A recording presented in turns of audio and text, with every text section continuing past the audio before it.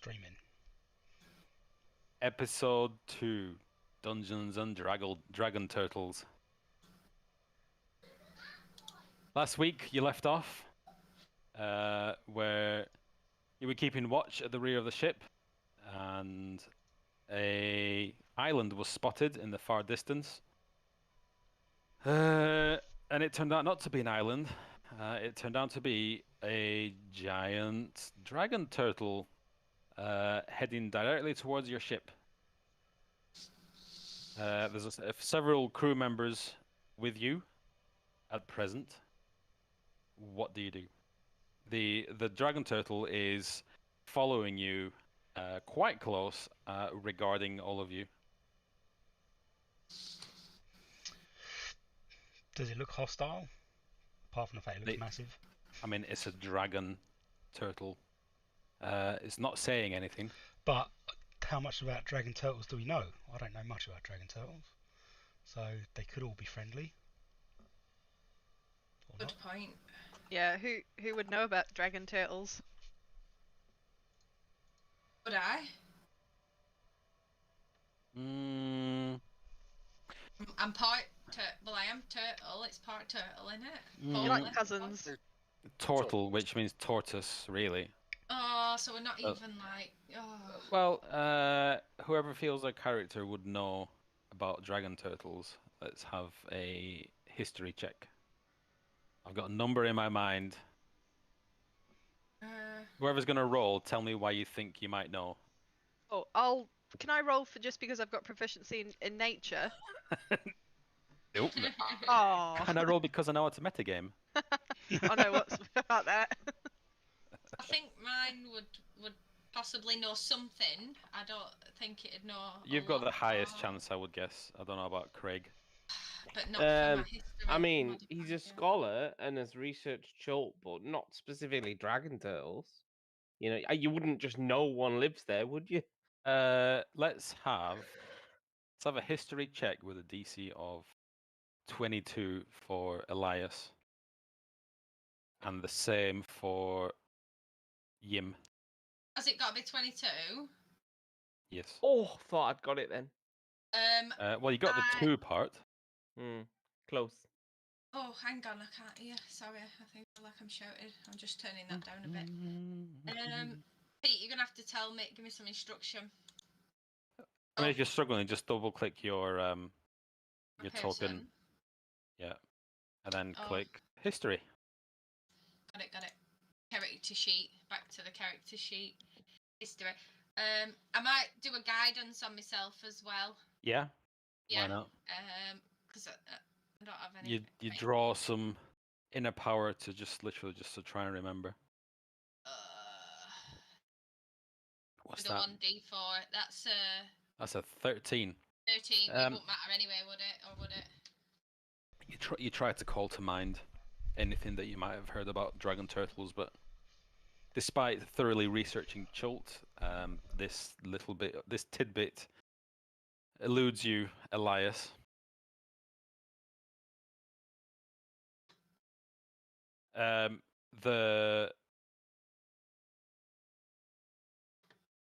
Let's have a perception check from everyone else that hasn't rolled so far. And we'll give it a 16.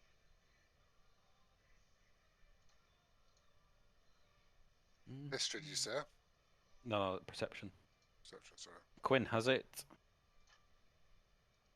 Blaine does not. Blaine does not again. I don't know why I tried twice. Brutus has it. Brutus and Quinn, as you're in absolute awe of this huge creature following you. You take the time to kind of glance around and get reactions from everyone. The crew seems relatively unconcerned.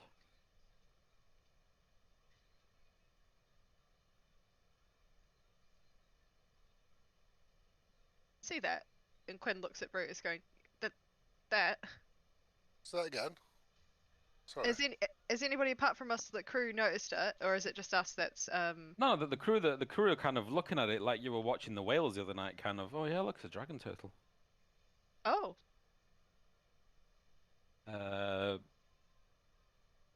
Okay, I'm so not afraid of it. on this, the captain comes, not running, but jogging up.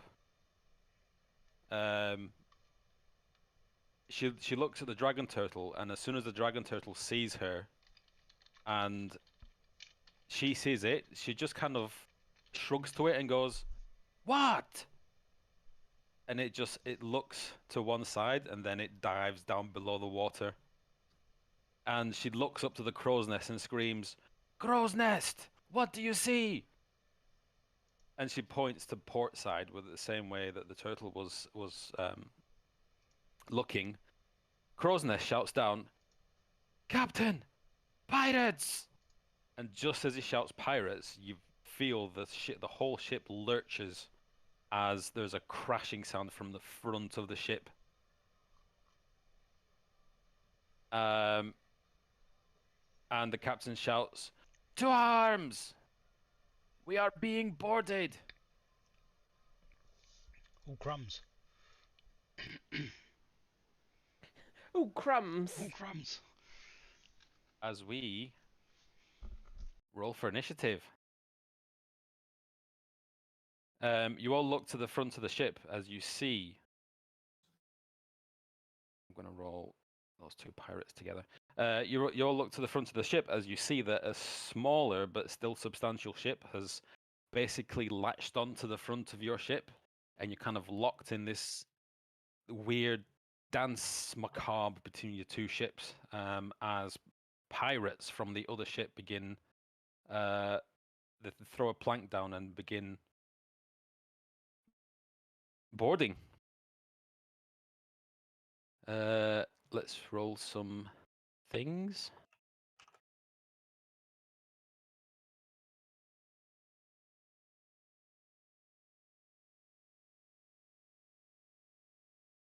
It's quite noticeable that a man in robes is in the crow's nest of the pirate ship.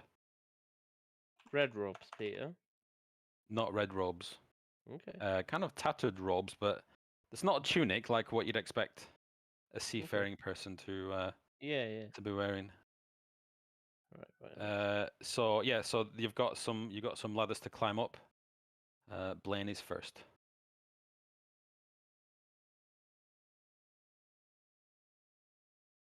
As you all rush to the front of the ship.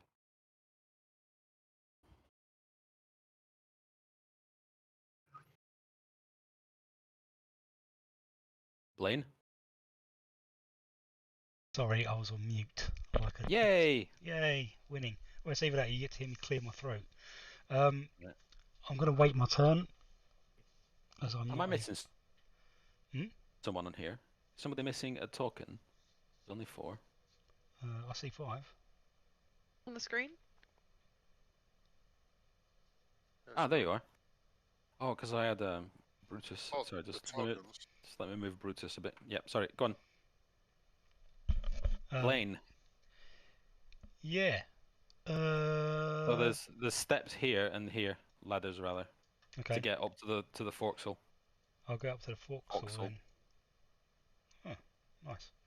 I guess that's my move. You're confronted with a large number of pirates, all shouting "Yahar!" and waving their sabers around. And you spot a man in a 3-cornered hat with a whip in his hand, shouting orders at everyone. On this boat here. Yeah. They're not here. So No. I'm in no danger of getting my ass kicked then. Not yet. Okay. Cool.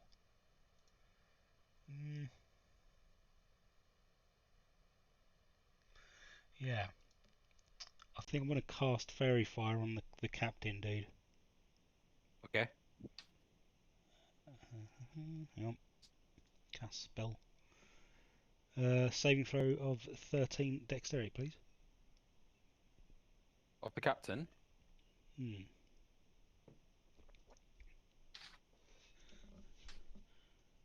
Oof. Nat 20. I saved it then. Oh, everyone in that cube apparently. My bad. Oh, okay. Sorry, I didn't realise it was a cube. I thought it was just a standard It's like okay. Radiant Blast. It's not. So Dex from him. My bad. Sorry, Peter. Fine. It's fine.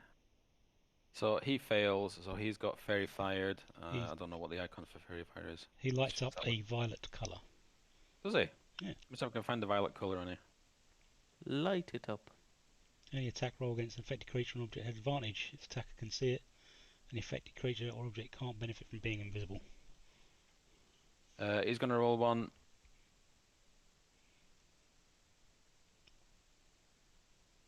It's a pass. He's going to roll one.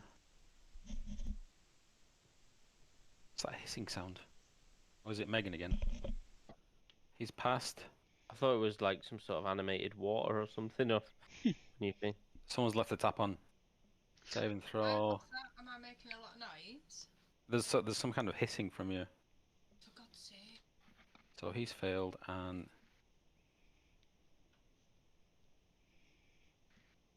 He's failed. So light him up. Light him up. Okay. Cool. That's me done. Are you? I hope so. Okay. No bonus attacks or anything? I suppose I can't cast Bardic Inspiration on someone down there. I'll just leave it for now. It's fine.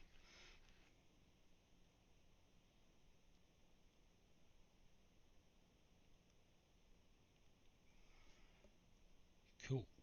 The captain yells orders to everyone to board the ship. And he's going to defer his turn. Oops. In combat. Brutus Bitterbook. I can't. You can't see anyone from where you are at the moment. No, so I'm presuming I'm going to have to go up these steps, yeah. Use. The Folks Hall.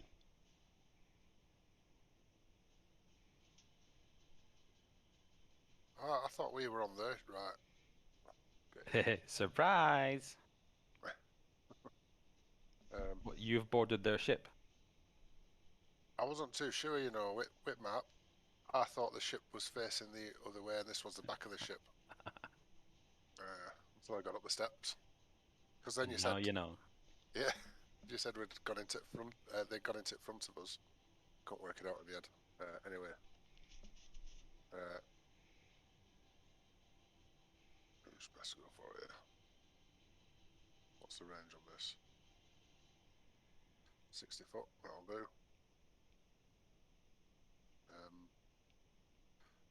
Move to here. I'm going to cast an Ice Knife at second level at this guy.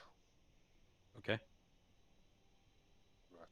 How to attack it to me again? Is it right click on him? Double right click. Double right click.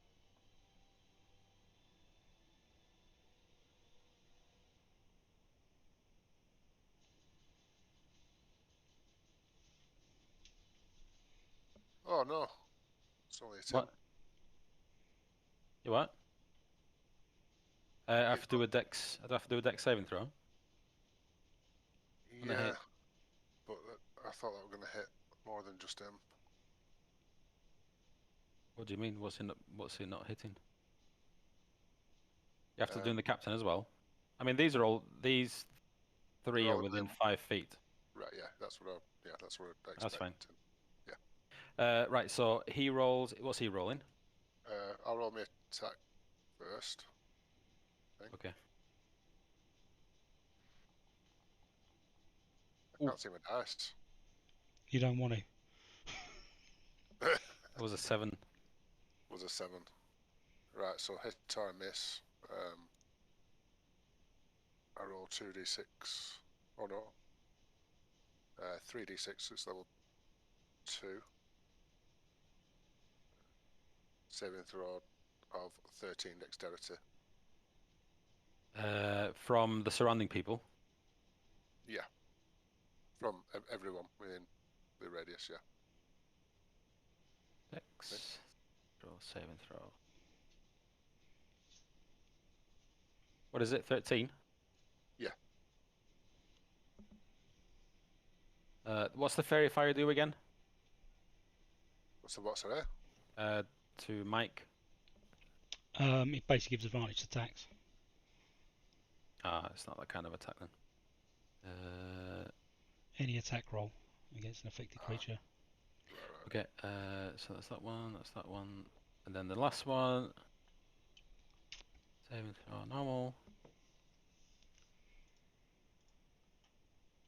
Have all failed it. How much damage are we doing? I rolled 3d6, but I can't see my rolls. You can see 18, that's a good 3d6 roll, being that rolled. is. How can you not see your rolls? I don't know. It says 8. And you only rolled 2d6 apparently, Dylan. One more. Oh, I can nice. see that roll. Yeah, so that's 14. Everyone takes 14 damage.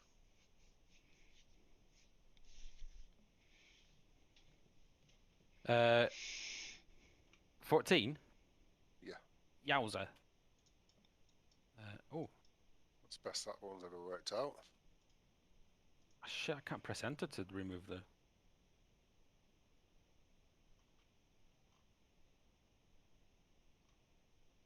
I'm gonna have to count it in my head. That's annoying. I used to be able to press enter. They must be missing a mod. Right, so your ice knife explodes into shards. It misses him, and it kind of goes thunk on the ground, and like a little ice grenade goes off, and it shreds.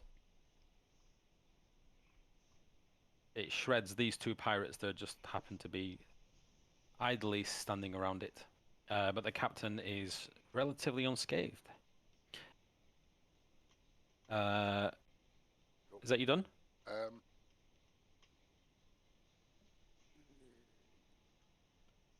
So I'm closest to Anna. I can't see Mike. He's I'm there. right next to you.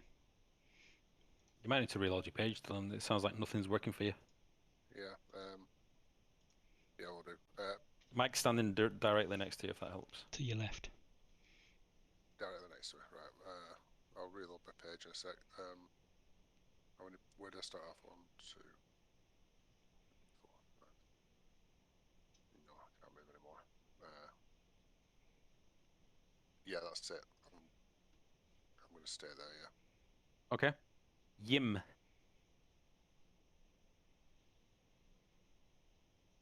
Are you on mute, Megan? Yes, you are. I muted it to stop that hissing feedback, so I don't know what to do about that. I'm gonna move up the ladders. Uh-huh. Oh, So on the other end of the ship, you see a number of bad-looking chaps. so that's like. They don't have the best 15. intentions in you. No, okay. 20, 25, 30, yeah. Okay. Oh, I think something's come up at the bottom. Sorry, right, okay. And then I'm gonna just check how far away they are. Oh, damn it. Okay, right. The backup plan. Scorching Ray, cast spell. Scorching Ray. Oh, you're a Scorching light Ray. cleric, aren't you? El second level. Scorchio! Scorchio! The Scorch. Which one's the captain? This one. I am the captain now. Right, I'm aiming for him then, I guess. So I've got. You create 3 rays of fire and hurl them at targets within range. So you can either do separate targets or the same target. Well, I'm just gonna go for him, I guess. All right. Attack. For 17. That's a hit. That's pretty good. That is pretty good. And some damage. Do you need to roll 3 times though? Do I? Make a ranged spell attack for each ray. Okay, attack. Oh, should I roll the damage for that one first then? Roll the thing first, and then we'll What, just the roll the damage. attacks? Yeah, yeah. Alright, okay. Attack. And attack. Oh, nice. Oh, come on, you were nearly on. The 2 17, first that's so ones good. hit. Okay. Damage. Some more damage. 14 of, is it fire? I think it's fire. It sounds fiery, doesn't it? Yeah, it is. Yeah, fire damage. Yeah, How much? Sorry, 14.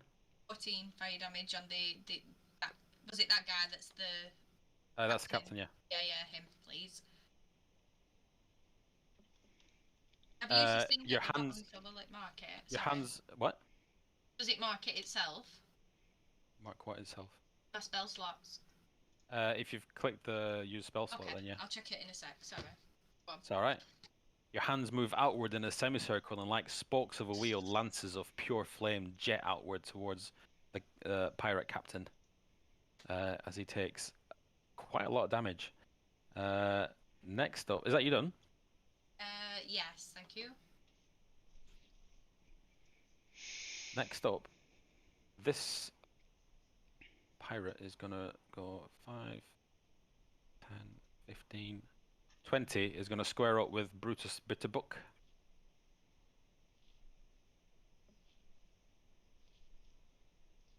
And he's gonna use his light hammer.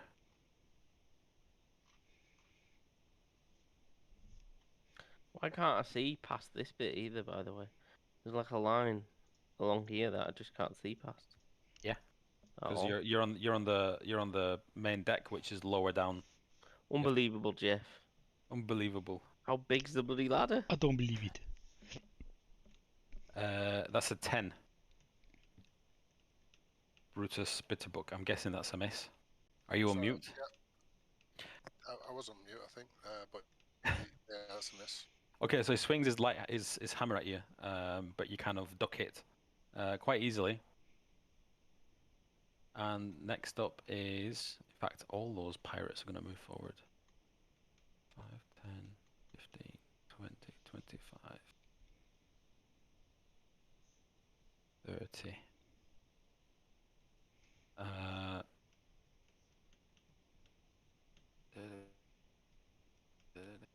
These two are going to use their hooks. Oh no, that's a hook attack. All right. I guess that I didn't think this through. They can't swing across. Okay. Elias. Right, I'm gonna move up this ladder. Oh, hello. Hi. Right. Welcome to the party. Let's have a look at my spell book.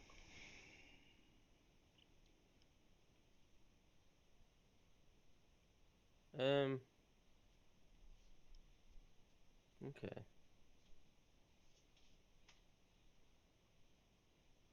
I will. What will I do? Not do much apparently. I'm gonna just fire a. So what can I see actually? So What can you see? there's a guy up in the crow's nest up here. Yep. by the look of it. So we're gonna say he's, I don't know, 60 feet up. As in a straight line, it's 55 feet. There we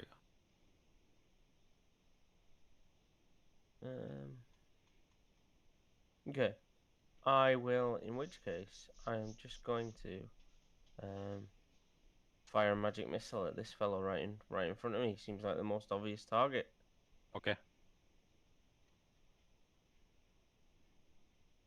You just do damage, don't you? Dun, dun, dun, dun, yeah. Why does it only do 1d4? Don't know. Oh well, It's 12 points of damage anyway. It's separate. Is it not separate, or is it all? Are they all the same? I read that technically you just roll one die and they all do the same damage. All right. I'm happy to do that, so just multiply that by 3, so that's 12. Yeah, 12. That's fine. Can't I guess remove- the downside is when you roll shit, it's going to be extra shit, but when you roll well, it's going to be really nice, you know? Yeah. So that's 12 damage. So a few curt words and a swift gesture are all it takes to unravel an arcane knot in your mind and unleash swift darts of pure magic. Glowing teardrops of blue-white force sizzle through the air, swooping swift as starlings, unerring in their flight, as they rip through him, but he's still standing. Okay. Are you done? Yeah, that's it. We're only 3rd level. Quinn. Yay. I can fly, right? Yeah. Yeah. Just, Yeah. instead of taking the walker's way, I'm gonna unfurl my wings and I'm gonna go. I can't see because of all the black, and I'm gonna land there if it'll still let me. The commotion is coming from this direction. Oh, Like, oh. everybody's running in that direction. All You can right, hear it can't quite s- clearly. I know you All can. right. I would like to land there. If you could pop me there, I have no idea where it is. Can you not? Oh, let me just see if I can. Yeah. Oh, thank you very much. Oh, that's a lot of pirates. Let's see. That was about 30. Yeah, that was. How much flight speed do I have? Oh, 50. No, that's enough. Let's just Have see. you So landed now? I've landed. I mean, if you want to fly closer, you can. I'm not going to stop you. No, let me just check. I'm gonna whip out my spear and I'm gonna hit it at the captain. Oh. Okay. So I get advantage because he's got Fury Fire, doesn't he? No, he passed his check. Oh, right. It's the ones around him. The ones with the fire icon have fairy fire. Oh, right. Well, it's just a plain old roll. For a 16? Yes, that hits. Amazingly. Bring your damages. I guess that's one-handed if you're throwing it, aren't you? Yeah. So it's 8 damage. 8.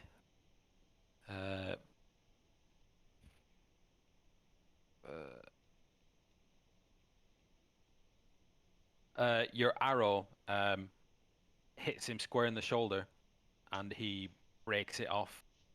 It's still standing. All right. Let's see. Let me just see if I've got I got nothing. So, I'm just gonna look at him and do like the Bruce Lee, pose where he like gets, squats down a bit and like puts the his hands out and like, come on, bring it, and I'll end my turn. Okay. Next, it's the other pirates. I think I can fit one past at a time.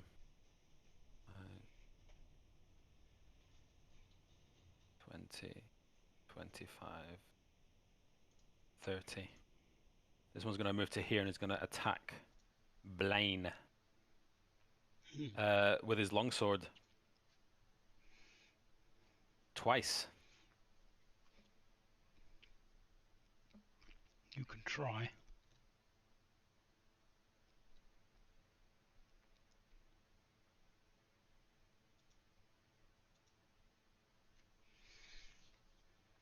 $12.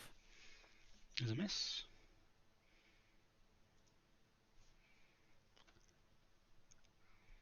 $17. There's a hit.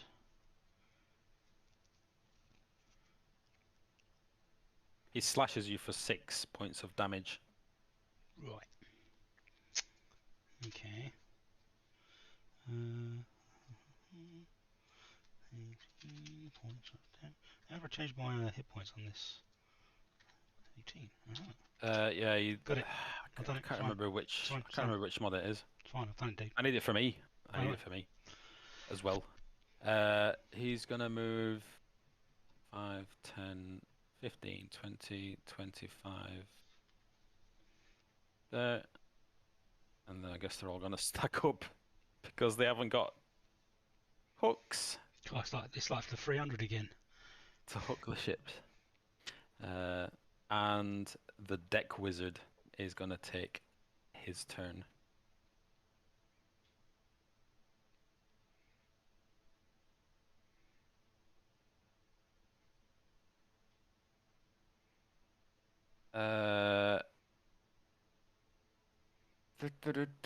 What's the range on that? 90.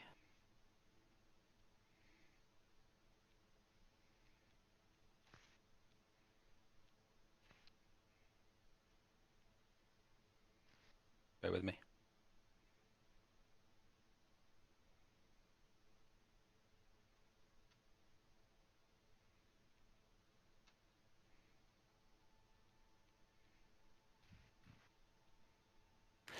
Is gonna attack Yim with Melf's acid arrow. A shimmering green arrow streaks towards you, Yim, and bursts in a spray of acid.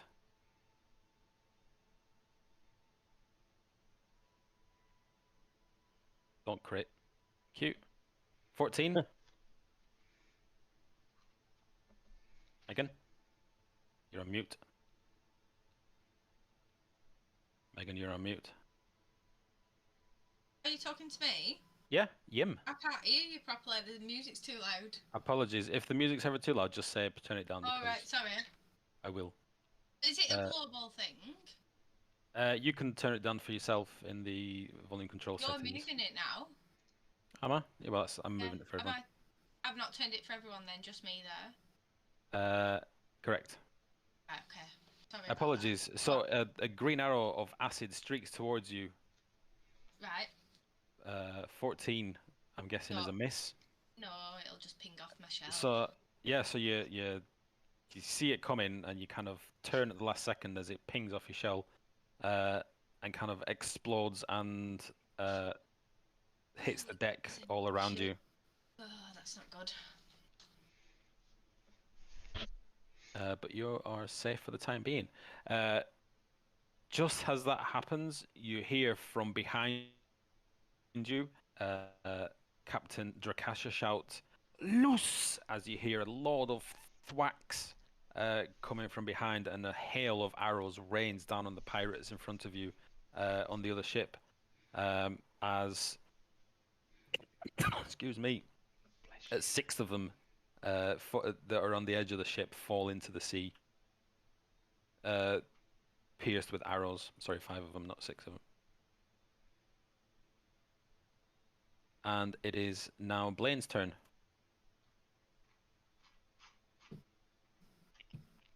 Right. I'm going to cast Tasha's Hideous Laughter upon the bastard that swiped at me with his sword. Okay. Uh, He's got some kind of... It's a wisdom saving throw, please. He's not very wise. Good. He doesn't look very wise.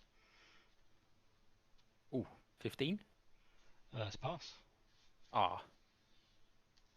And I'm going to cast Bardic Inspiration upon... Oh, sorry, did you...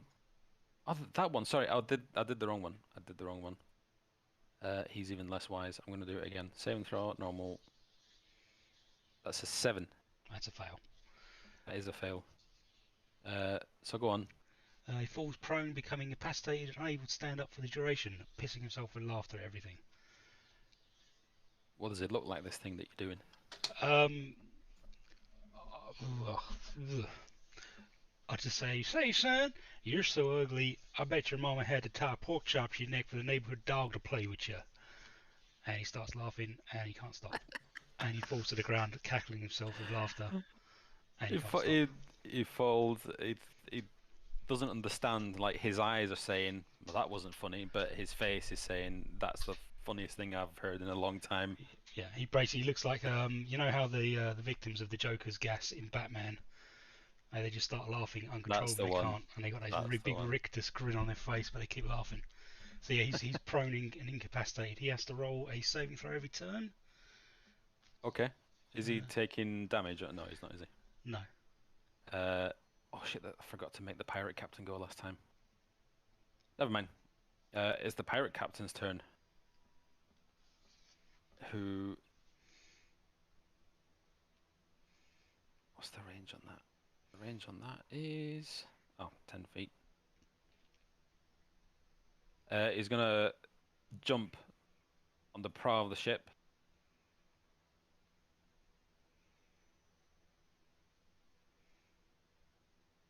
Within 30 feet. Brutus is gonna point his cutlass at you and say, what does a pirate say? I've asked you, scurvy scallywag, and you're gonna have to give me. That wasn't very scary, I know. DC 13 Wisdom saving throw, or be frightened. Oh dear.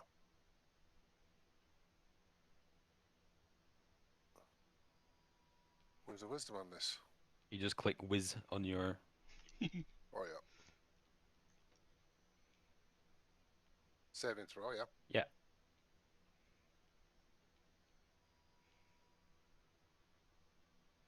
Past His face changes immediately to one of curiosity. I just put my index finger on the tip of his blade and sort of push it out of my face a little bit. Well, here's your chance to retaliate. It's your turn. Where is it? Is it? Oh, I thought it like. Yeah, in my it's face. not quite yet.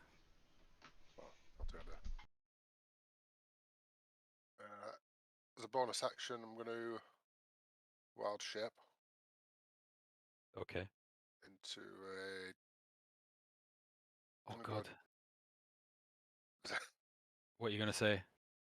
Gonna go giant hyena. I've lost my actual crib sheet for all these because I've changed my PC. But I remember it's quite good for doing multi kills. Hang on a second, mate. I think I might have one of these knocking about, you know. Wonder what? Wild shaped crib sheet, yeah, I do.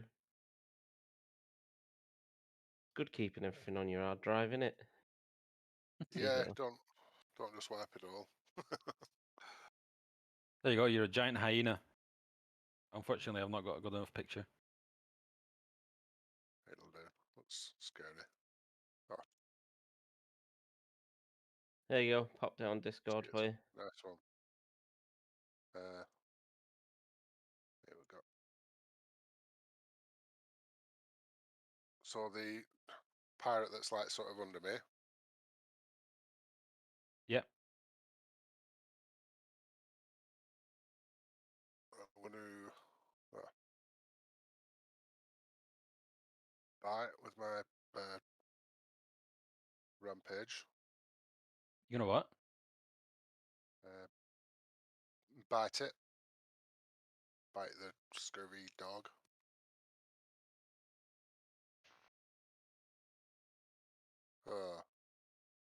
Break a tooth.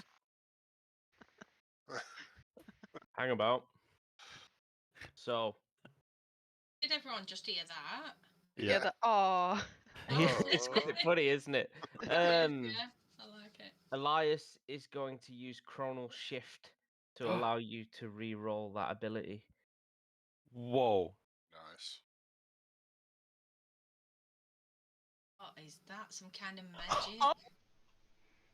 There you Here go. we go. It's going to be a 20. Here we go. Come on, please. Ah. Before your very eyes, you see this hyena take a bite, try and take a bite out of this this Oh, pirate. oh yeah, it's given that. Sorry, go on. He tries to take a bite of this pirate, and actually, you don't notice it because no, you do notice it. You see this hyena kind of rewind, and then have another go, but it still misses. Sorry, it sounded cooler. Yeah, that's Yim, do you like your picture? in fact, Mine? I'll move No, it. on the hyena token. Oh, yeah, it's good. There you Love it. go. Yim. Yum. Right. Right, where's the baddies? We've got one there. Oh, right, okay. I'm gonna move a little bit closer.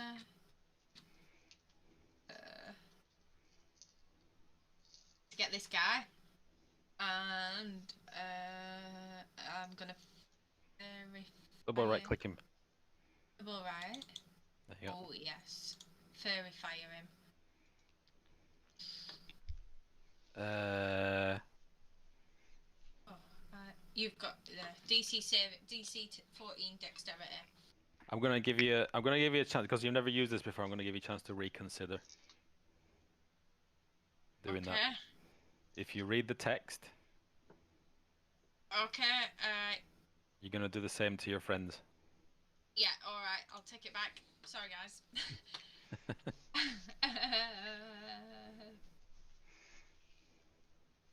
Oh, how far did I move then? Oh shit! Shit! That's okay. Put it- It's okay. I've Don't panic. cast it Don't on panic. myself. Don't panic. He's probably just out of reach, so I'm probably going to move a little bit closer then and not actually do anything. But I will cast guidance on. Who's next? On is that Craig that's coming up next? On Craig, maybe. Yeah. Yep. I don't need to take my spell back either, so I'm just not gonna mark it. But yeah, all right, that's what I'm gonna do. That's my turn. Was that a level 1 spell? Yeah.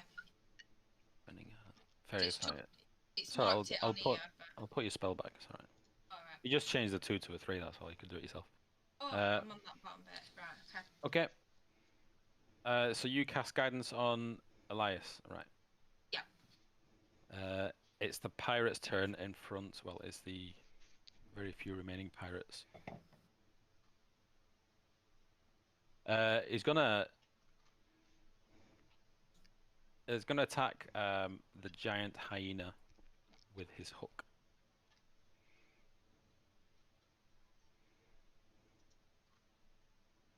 $24. Dylan, I'm guessing that's a hit. That is a hit. Sorry. For 9 points of damage, and you're grappled Oof. by the hook. So this hook digs right into your hind quarters and pulls you to the ground. 9 damage, yeah. Yep. So let me turn these to public roles and you can all see them.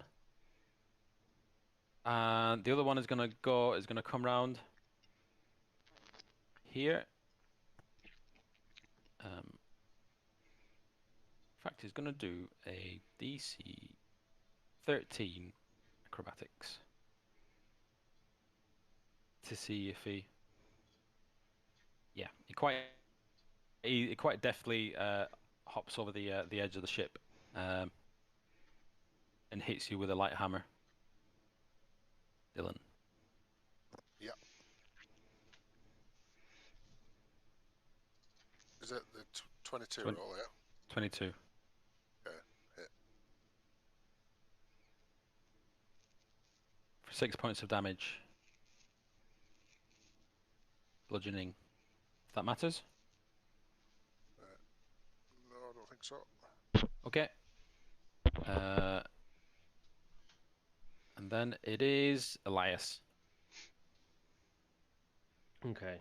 Now Elias has kind of had a chance to appraise the situation a little bit, so rather than firing at the first person in front of him,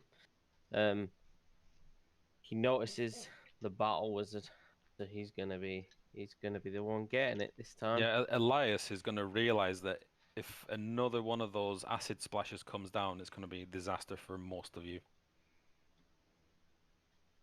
So, like a tiny version of Gambit, he fires magic missiles, pulling them from within his cloak and slinging them across the deck.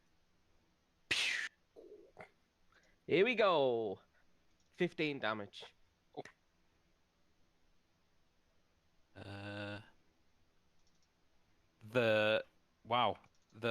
These missiles slam into this deck wizard, momentarily knocking him on his ass as he gets back up again. His robes are shredded, and there's visible wounds all over him, but he's still standing. Can I kind of take stock of what he looks like as well?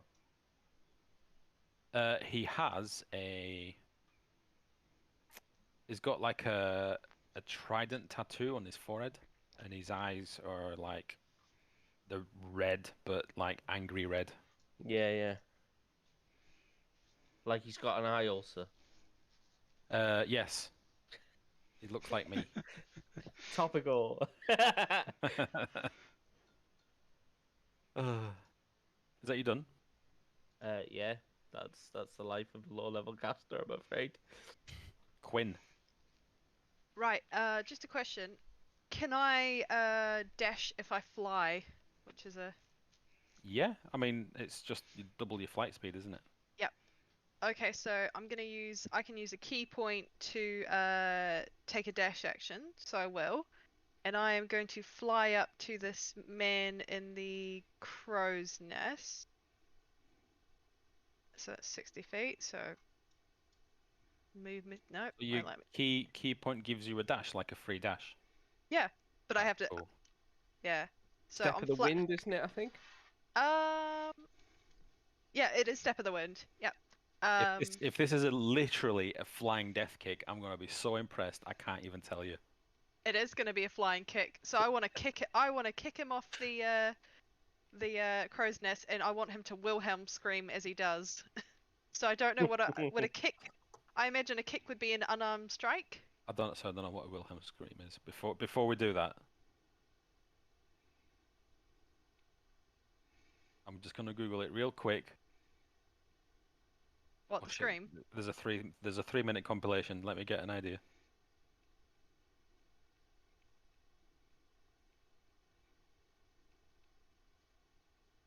Okay, got it. You know the one. Okay. I'm gonna just boost off, flying at just like an impressive speed, like a seagull going for a bag of crisps, at this man, and it's just coming closer to him. Gonna turn and then just kick him right in the neck, and then hope that he falls off. Okay, so like a roundhouse kick. Yeah, I'm gonna roundhouse kick him. All right. Whilst you're flying. Yeah. This is gonna be amazing. I hope. I don't know what you would get me to roll for that. Whether it's Unarmed attack? A kick. Be an unarmed strike. Yeah. It is, yeah. It's even a kick. People forget that it's not just always fists with unarmed strike. You can use anything. But remember, you've got it as a bonus action as well. Oh yeah, I can spend a key point if I miss. All right. So yep. Hopefully this It's, hits. it's also an arm strike bonus action. Oh yeah. There you go. 21. Does that do it? Oof. You roundhouse with your clawed foot, and you get him precisely where you were aiming for, in the neck, as he goes "Bwah!" and falls to his death. I love monks. I love it. Oh, that is ace. And for the rest of the movie, I'm just gonna perch on the crow's nest and look at my handiwork. All right, is your head bobbing at the same time? Like, Yeah. okay, fantastic. Like some sort of cockatiel. Like the quiff just comes up and nodding a bit, like yeah. Yeah. Look what I did. It's now the seagull's nest. Yeah. Brilliant. Nice. You just hear. Eh. Oh, I'm gonna enjoy your character. Right. Pirates next. So from what I can tell from the rules, they can squeeze past as long as they're the same size. They can squeeze past someone. But it's gonna cost them twice the movement speed. So we're gonna go 10, 15, 25, 30. And unfortunately, they're gonna go for the hyena again with a double longsword attack. Oh man. Let's do it.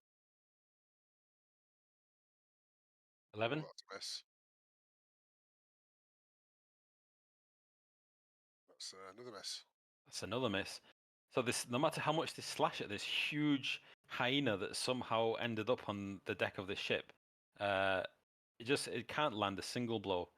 The next one's gonna head over 5, 15, 20, 30. I guess he's on top of the other. Okay, so they're both perched on the edge. He's gonna have to give me some kind of dexterity. We'll call it a 13 again. Same. All right. Okay, so he tries to perch awkwardly on the edge of this beam, or this plank that they've lowered. Doesn't quite get it, and he falls backwards into the sea. Yeah. Oh, actually, no, he's dead. Oh, Oh, he was dead. Dead already. that guy was already dead. Sorry, he had a skull thing on him. Next up is the pirate deck wizard is also dead. Next up is Blaine. Okay, I'm going to cast Vicious Mockery upon this chap. Hey son, I bet your mama's ass so fat that if she were here, we would all have decent cover for this fight. And that's a saving throw of 13 wisdom, please. Okay, does that disengage the other one? No,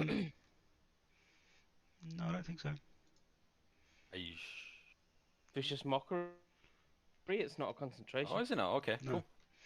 cool. Saving throw. What did we say? Charisma. Wisdom, 13. Wisdom. Oh wow. Wow. Be Uh, wise. He fails. It's only three points of damage, but he also has disadvantage on the attack. Okay, because that was a critical fail. He falls back laughing, hits the deck below, and takes 1d6 damage. Nice, 6 points.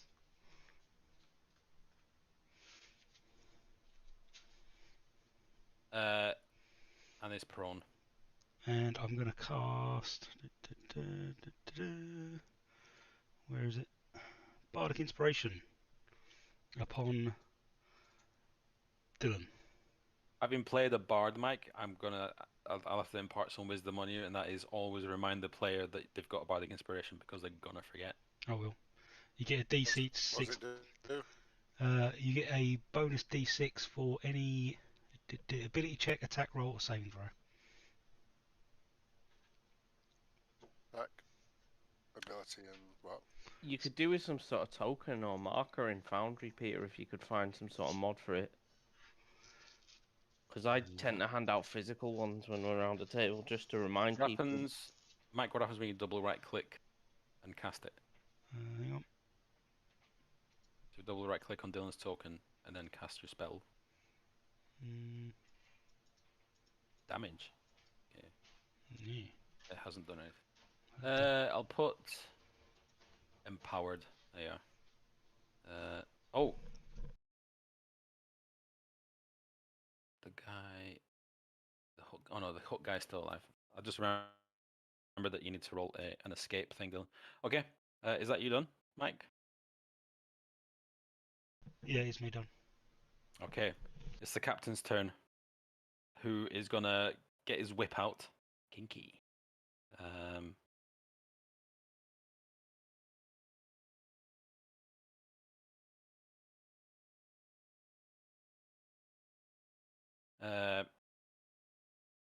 Oh, multi-attack. So he's gonna do 3 attacks. I didn't see that before. Lucky you. Oh, cutlass. Okay, he's just gonna do 2 multi-attacks on 5 feet. Ooh, okay, I guess he's moving up. And he's gonna move here, and he's gonna hammer you, Dillamino, All these bloody hammers. because you're right in the way. I thought I'd moved up a bit. You're right where we need you to be, Dylan. Don't worry about it. Yeah. The tank. Just so we're clear, Craig, I can't quite remember the rules for falling out of wild shape. So, once you exceed his creature's wild shape, he reverts back to his normal form and his original health points.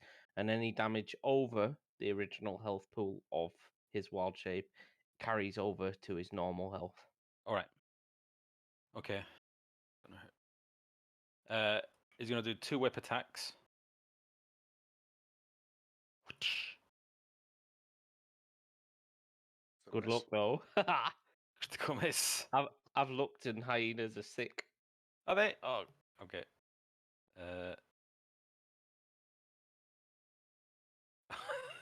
Okay. Same with this. Both of those miss, and then Cutlass. Where is his Cutlass attack?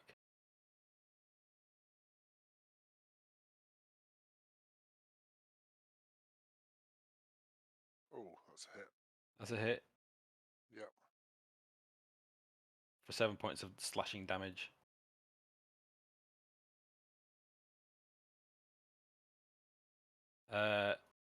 And so I went 10 feet. So the captain's kind of is looking at you all now and is looking at his pirates. And he's going to try and withdraw. So you get a Finish it. you get opportunity, but you've got disadvantage though because you're restrained, aren't you? Grappled. Who's grappled? You are. Did you say He grappled you with his hook, that other pirate. Yeah, yeah. So is this guy grappling me? Yes. But you get an opportunity attack on the captain who is withdrawing. With disadvantage. Right.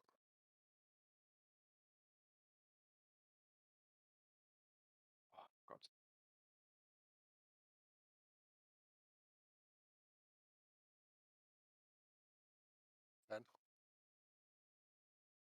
Then 10 is a miss. you get disadvantage when you're grappled, yeah. Yes. I think. Hold.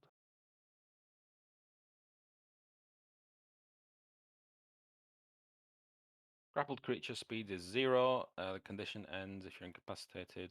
Condition also ends. Oh. Oh, but you're restrained.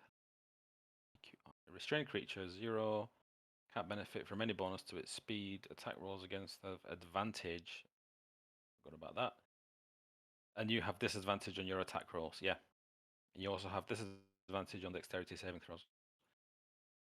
Okay. It is your turn. If you want to escape, you have to give me a Hang on. DC, Oh no, what? don't mind. Carry on. DC 13. Don't forget your bardic inspiration. Yep. Yeah, bad against break. So I've got to use it to try and get the pirate captain then, but then I just thought there was something better coming up. DC 13 what? Your escape, which is going to be probably strength or dex. Yeah, strength. Okay. Saving or ability? Ability check. And is that normal? Mm-hmm. Yeah. So you claw you claw at the hook, which rips it out of your skin, and you are free. I think that's your action though.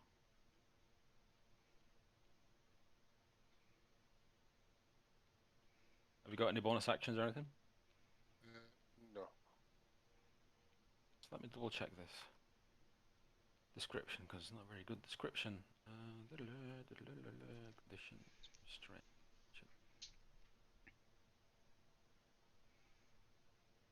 Yeah, it costs an action to get out. Yeah, no worries. So unless you got any bonus actions or reactions, we're going to move to Yim. Yeah, go for it. Hello. Hi. I'm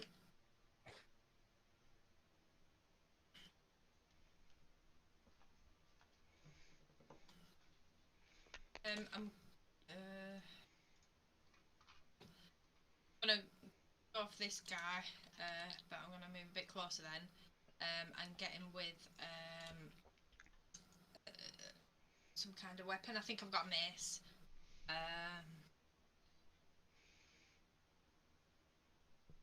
I'm gonna get my character sheet up. I'm trying to use that bit at the bottom, but it's not as clear. You can just inflict wounds on him. I can't. Why? I've not got any spell slots, I don't think. Do you? for You that. got, it says 3 or 4 first level spell slot. Inflict At a wounds. first level. Oh, right, yeah.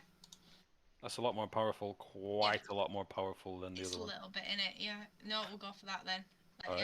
Yeah, I've got to touch him, don't I, for it, so that's fine. Yeah, double right click if you haven't already. He's already on. He's already highlighted. Inflict some wounds, so I'm gonna like. He is. He's incapacitated. Oh, he's incapacitated with the vicious mockery. Is it vicious mockery? Yes. Thingy laughter. So you've got advantage on him. Oh right. Advantage. Good. That's a But very 19. definite hit. It's good damage on this one, isn't it? Normal. 21. 21 damage. You utter words of cruel power, and you rake your hands through the air before this pirate.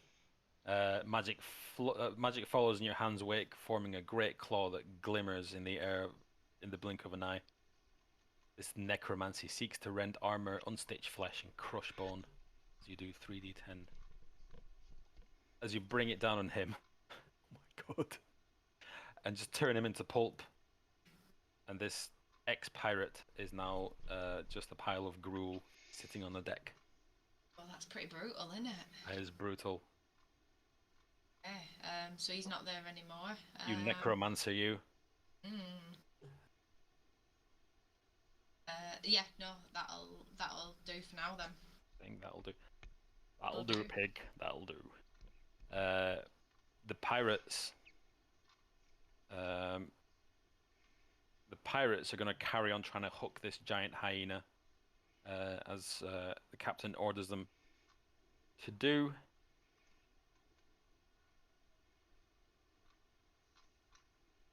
Oh, they're going to hammer. They're going to hammer you.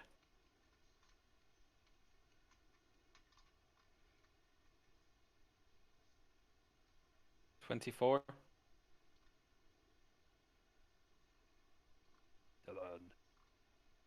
Yeah, You're on. sorry. I'm on mute. 24 hits. 5 points of damage. And the other one is going to take a light hammer to you.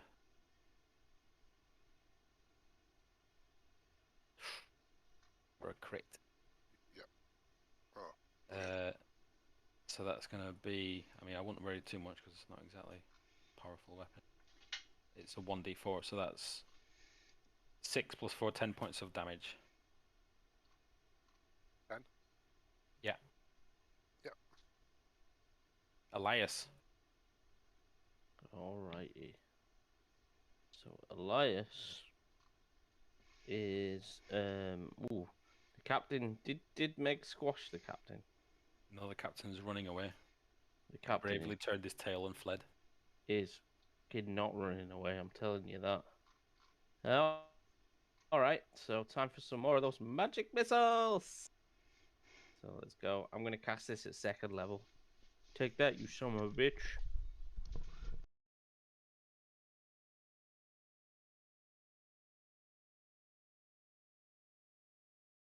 For there will be 4 darts for this one for 12 points of damage. Your darts hurtle towards him as he screams in agony. You said 12. Mm-hmm. Screams in agony, but he's still able to run away. So Elias yells to Quinn, "Get him!" And on that, it's Quinn's turn. When hearing Elias immediately spots the captain trying to go, and is going to swoop down, and like in at Assassin's Creed Odyssey, try to Spartan kick him into the ocean. Okay. So yeah, I've got. Oh yeah, I've got plenty. Yep. So just kicks off from the gull's nest, swoops down into a kick, and kicks him squealy in the chest. But while kicks him, reaches out to grab the pirate's hat. So I'm just kicking this man off, but keeping his hat. Okay. I mean, also topical, but does anyone remember the Trinity slow-mo kick from Matrix? I'm just seeing that kind of moment of like... Yeah. So is that being an unarmed strike? Okay. Is it? I'm trying to kick this man in the ocean, so I don't know if that's a shove or or a strike. I mean, strictly speaking, it's a shove, but I'll give it you if you get a nat 20 or a 19. Okay. Oh, right. Bonus action. I'm gonna use a flurry of blows, and I'm gonna make 2 unarmed strikes as a bonus action. Yowza. So here goes the first one. That's an 11. That's the mace. Oh. Come on. And a 17? That's a hit. Yes. And that is for 5 points of damage. Unfortunately, it doesn't have the desired effect. Damn. As he blocks most of your hits, but obviously you are quite a lot more adept at this kind of type of fighting, and he's not fast enough on the final hit. Wait. All right. I'm gonna stay where I am, and I'm just gonna do like the Bruce Lee's, like once again, like the flow like water thing, and be like, "Come on, then." Okay. Right. So, Mike, just remind me what these pirates are doing as they're laughing. This one is prone, although he's got a skull, so Oh, I he's- imagine he's dead. Oh, he's dead then. And the other one is just he's just got disadvantage on attacks. So there's no saving throws or anything. No. He's out for the fight. All right. Okay. Pirate Deck Wizard's dead. Blaine, All right, you see these pirates wailing on this hyena. poor hyena. Is the hyena looking pretty badly damaged? Dylan? Yes. Okay. I'm going to cast Healing Word on the old boy. Ooh. And I will heal him for a sensational 5 points of healing. He's not a construct, is he? No. Okay. Cool. Or Dylan, You got that, Dylan? You healing me for how many? 5. 5. Cheers, thank you. Cool. It's the pirate captain's turn next, as he's going to whip you, Quinn. You can try. So he's going to start with his saber, cutlass. 10. Doesn't hit. I'm guessing he doesn't hit. And then he's going to get his whip out. 15? 15 hits, but is it a Slashing. Oh, it's not like no, it's not a range attack, is it? A melee weapon attack. No. It's just Alright. got reach. Oh, it's 10 feet reach. Damn it. Yeah, it's 10 feet reach. Oh yeah, no, that hits then. Let's do the other one.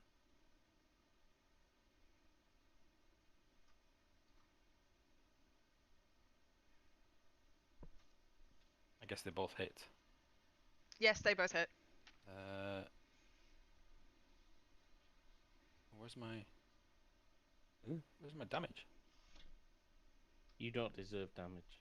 Don't deserve damage. So it's 1d4 plus 3 slashing. I'm gonna do 2d plus 6. 7 plus 6 is 13 points of damage. As he cracks a whip at you, but continues to leg it.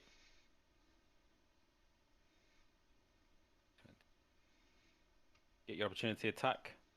Yep. That'd be a strike. That's 18. That's a hit. And Keep unarmed the leg. for 5 points of damage again. Righty. You punch him in the back of the head as he runs away. But he's still running. He's a tough one. He's a tough cookie, this pirate.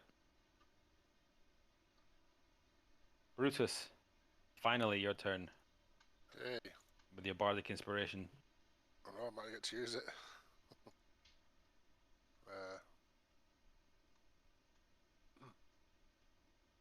Can I shout something before I do something? I don't think you can talk. You can't speak Oh, while no, you're a you hyena. can't, can I? Yeah, Bloody hell. you've no vocal cords. You can bark. Just Yeah, comes you out as a howl. He's trying to shout something, but it's just like howling. Okay.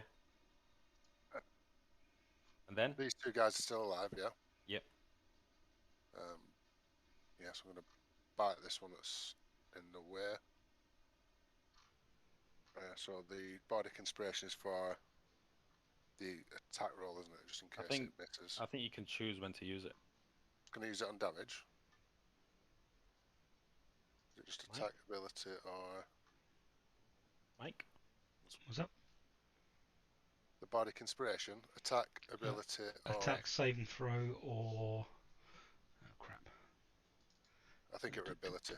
Yeah, it's ability. Yeah, Right, so it's not on damage. yeah, it's everything but damage. Bastards.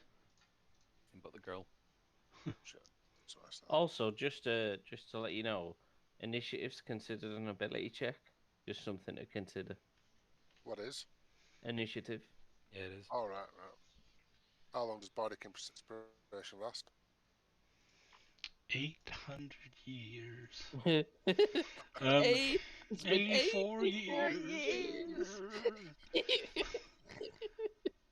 Clearly had not turned off the wand at that point. Fuck, where is it?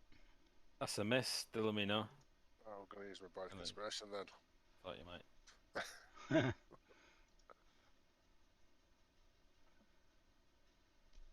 16? 10 minutes. 10 minutes, I'll best use it then. Plenty of time. 16 hits. Ooh, That's inspired by coming my up. beautiful singing voice. The damage is... Ooh, 13. Wow.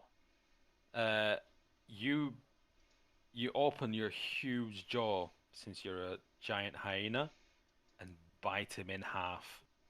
Nice. As the pirate goes, "More!" and No. he's just trying to grab his guts and put them back in, but he's dead. Nice. That's a So, Tropic Thunder reference there. because I'm on a rampage now, Are you? Okay. yeah, I'm going to attack the next guy. I'm glad you noticed that, Dylan. I was about to start coughing. Rampage! Rampage! Party trick. Yeah.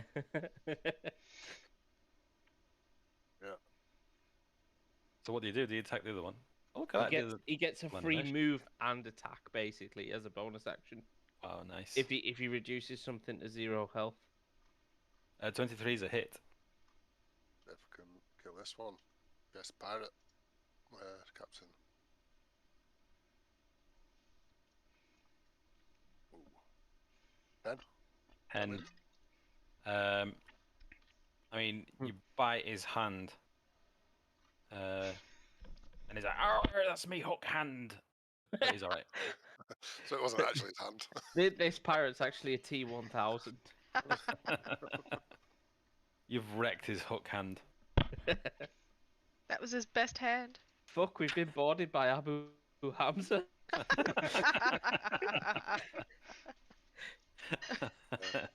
everyone get past me?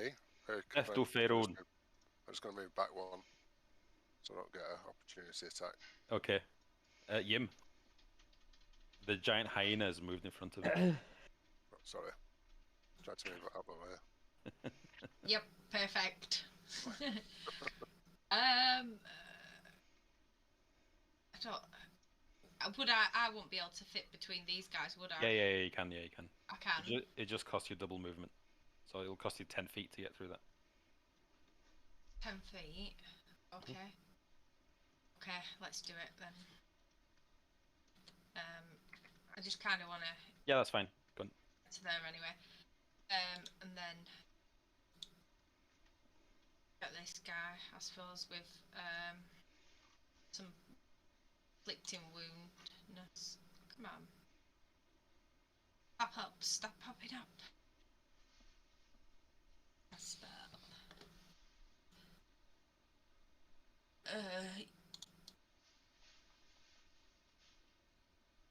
oof, 16.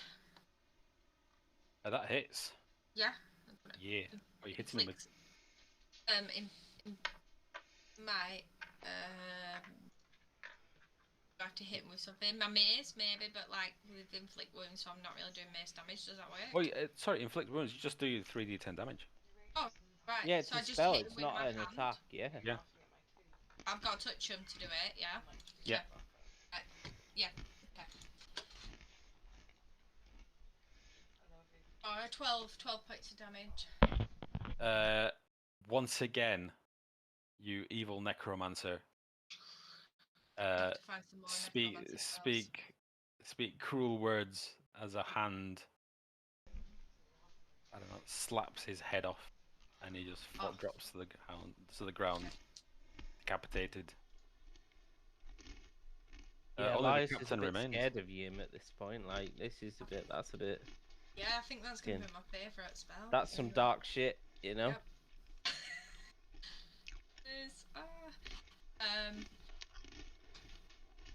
Yeah. That's. I think I'm good. Okay. I can end my turn.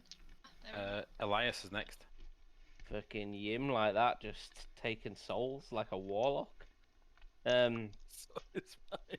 Your soul is mine. I'm gonna dive up onto the side of the ship, and once again, you know what's coming. From the folds of his cloak, Elias just pulls out of nowhere yet more magic missiles at our runaway captain.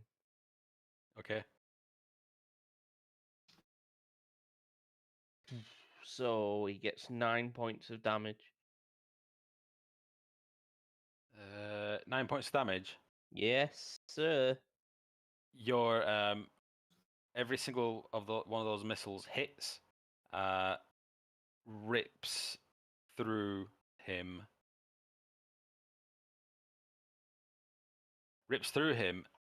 And he just his run slows to a halt as he drops to his knees, dead. Yes. Yes. Let's go, team. Go team. Combat is finished.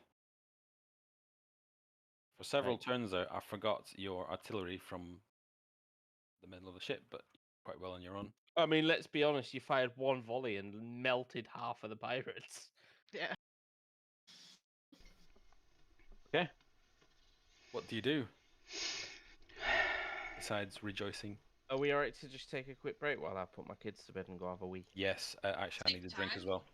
Yeah. Yeah. Back Nice in one. 5 or 10.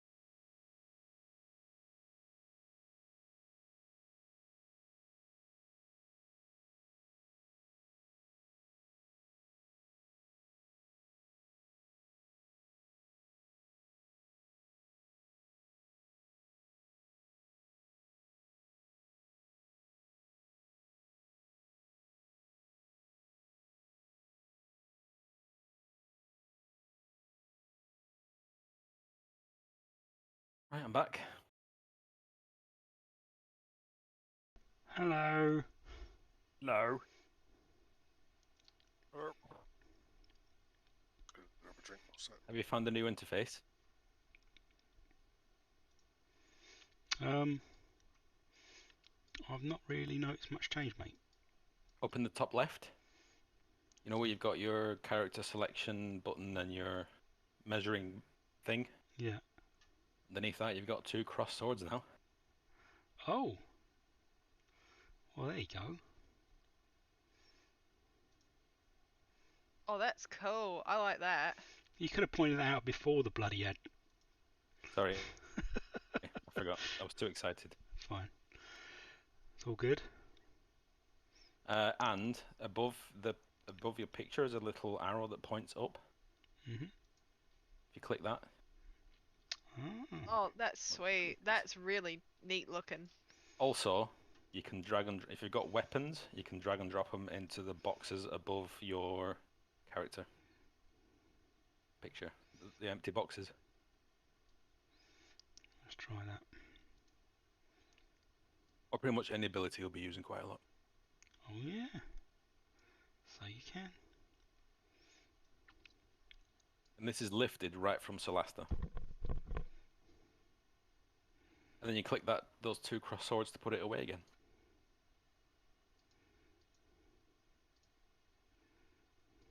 Do you just drag and drop into the little blue boxes? Yeah. Let's say 10 of 10. Don't see where it says 10 of 10 on your. Oh no, above your picture. Oh, right. Sorry, there. Ah, now I get you. The big boxes. Ah, the big boxes. Gotcha. Gotcha.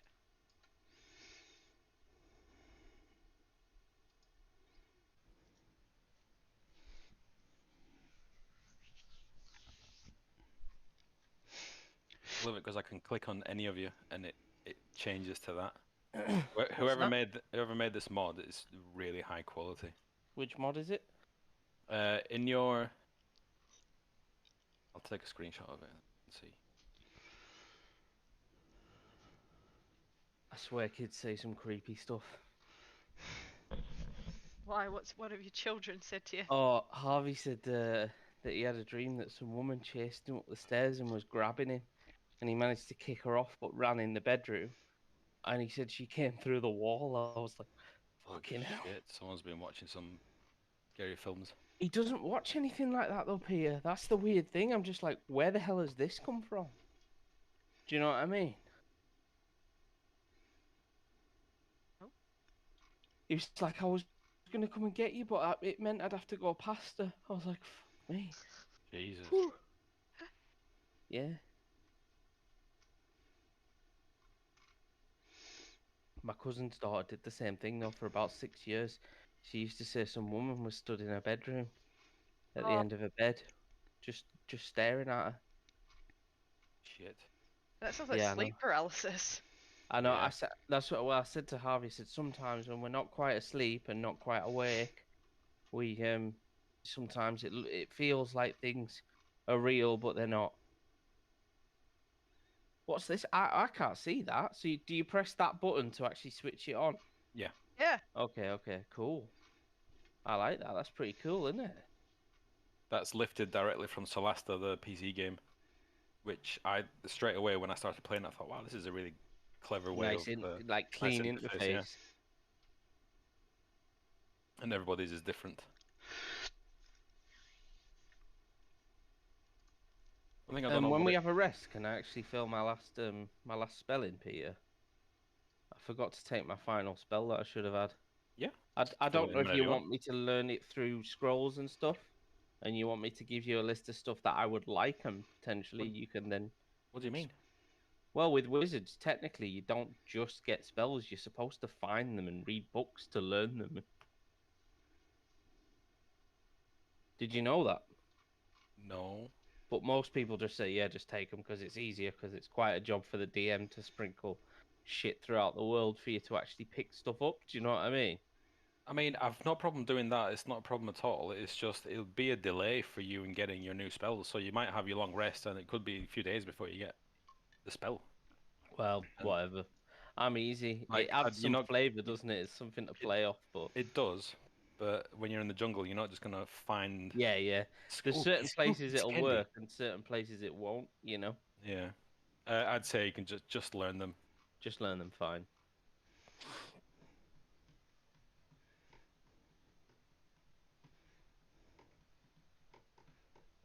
This music is intense. Forgot about that. Like, really intense. It's called Frogman of Alcatraz. I mean, I like it, but it's intense. That's the combat music I wanted, and instead we got the flutes from the panpipes from the other one. I particularly like the Doom music that kicked on. I was like, yeah, this is Yeah. great. I don't really know anything from Doom. It's been so many years, I've forgotten it all. I'll put it on for you. Like, last time I played Doom was, like, the original Doom. Oh, tell a lie, actually. I tried one of the modern ones in about 2012. And, That's Doom. yeah, that's Doom- Metal AF. I love it. Yeah, the whole Doom like Eternal soundtrack and like the newer games, it's all metal. And like apparently, I learned this the other day. The dude to get some of like the warbling effects, it's not an instrument. He just took recordings of a lawnmower and just sort of warped it to what he wanted. What? Fucking brilliant. So, you said drag weapons here. I don't have weapons, I don't think. Yeah, that's for melee characters more. Yeah. Oh, I have a small knife. There's nothing stopping you dragging it in there. Does it count? As Did you know that it was Trent Reznor that did the soundtracks for the original Doom and Quake? And Quake. Who's that? That makes sense. Lead singer Knowing of Quake. Nine Inch Nails. Ah, okay. He was actually friends with Thingy Romero from id Software. And he actually apparently asked to do the tracks.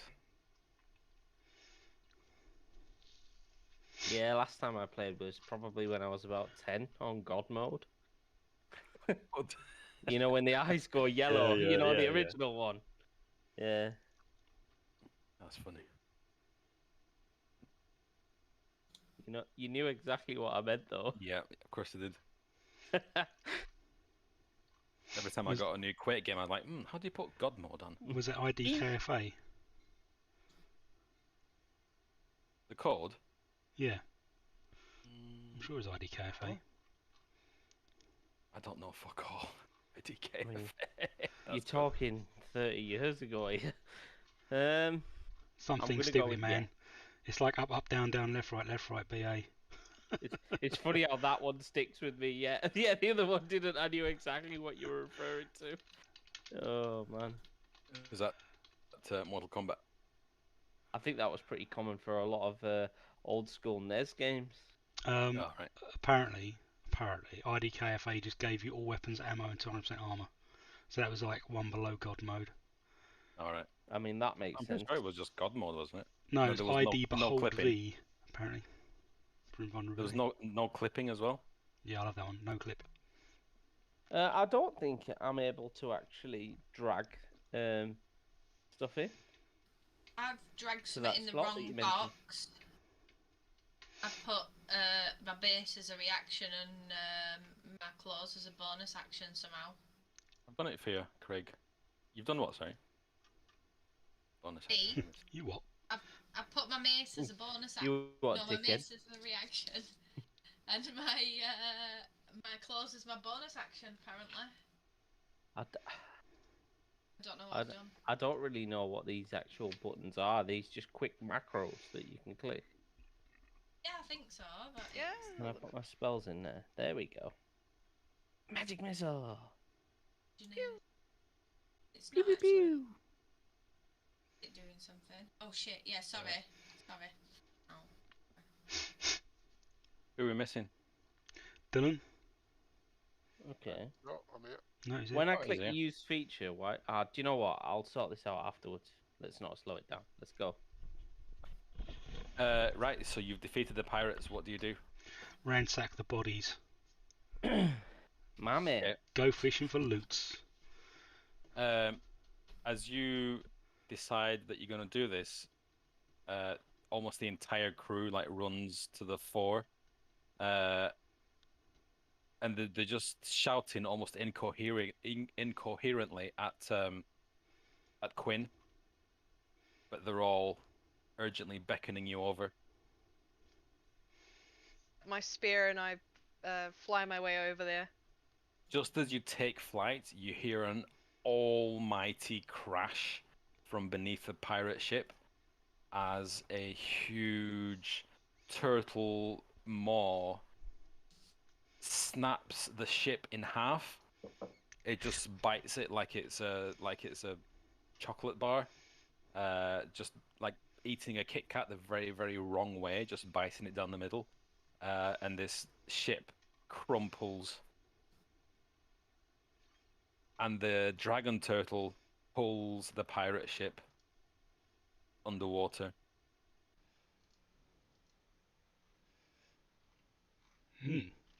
Quinn's gonna Johnny, check that. your spear and I, like, I'm getting this really cool image now of Quinn, like proper, just the spear goes everywhere. What do they call it? The Chinese weapon, the Jin Dao, the really long bladed thing. That's really cool. Sorry, I know I'm having what a you're on. moment. I know what you're on about. Just like running away, like gosh, shit, gotta go. Like Quinn just turns around and like checks that all the tail feathers are still there. Like, well, look, did I lose any? But they're still there.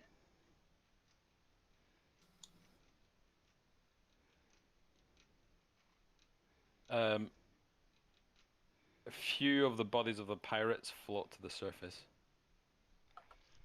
What do you do?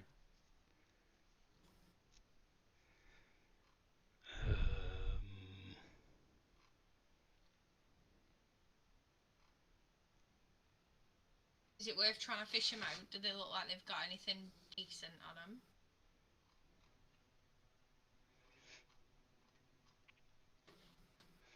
I've not got anything on me that can fish them out unless we've got some kind of harpoon. Will there not be one on the boat somewhere? Can we have a look? There's plenty of they're not harpoons. I don't know what they're called. It's those they Boat look like hooks. harpoons, but they've got the boat hooks. There you go. Oh, you're a boat person, aren't you? Boat hooks. I've done a bit of sailing. But Yeah, I thought you had. Yeah, can we try and Yeah, boat there's hook a them few up then? boat hooks on the edge there. The captain shouts to the crew, "Back to work!" as they all go back to work.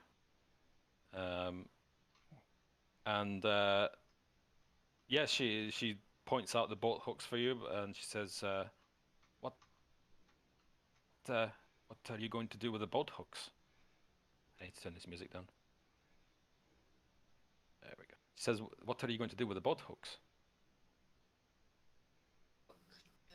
Sailors?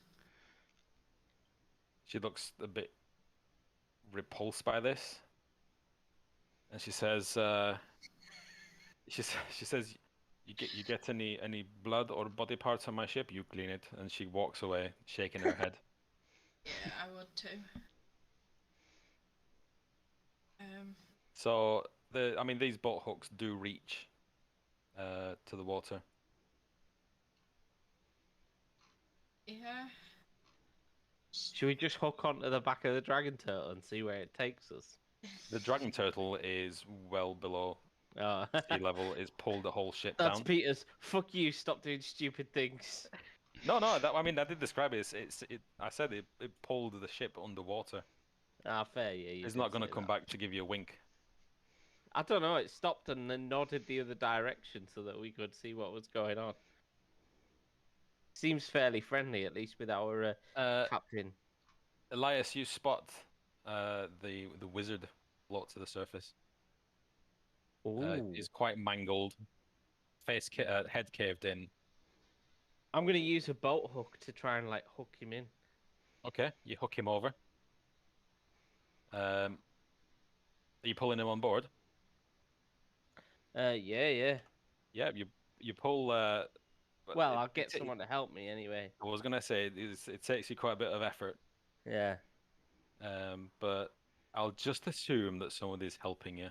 Since nobody's jumping at the opportunity. I'll jump Yeah. in and help. There we go. Thanks, Peter.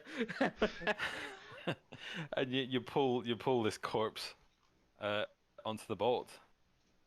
He's wearing shredded robes, but the first thing you look for, being a person of the wizarding school, the first thing you look for is his spell book, I was about to say his book, surely. and you find his spell book in his pocket, and it's in pristine condition, despite the fact that it's been underwater. Hello. Nice. I mean, so I'm gonna leaf through it, of course. Has it got what's in there, Peter? Tell me all about it. This spell book, I mean, it's quite exquisite. You're Sorry, I surprised put you that on the spot. it's fine. You're actually quite surprised that this spell book has is in such terrific condition, despite the fact that it's been underwater and everything, Yep. and God knows what else. It looks immaculate. Okay. That's the most prominent thing about it. And Yep. then inside, you leaf through it, and it has spells. Would you like to tell me what spells they are at another point in time? No, I can tell you now what it's got. Okay. Just maybe you want to just take a minute to work out what's in there. No, I'll send you a screenshot, and then we'll Okay, give good. everybody back. Cool.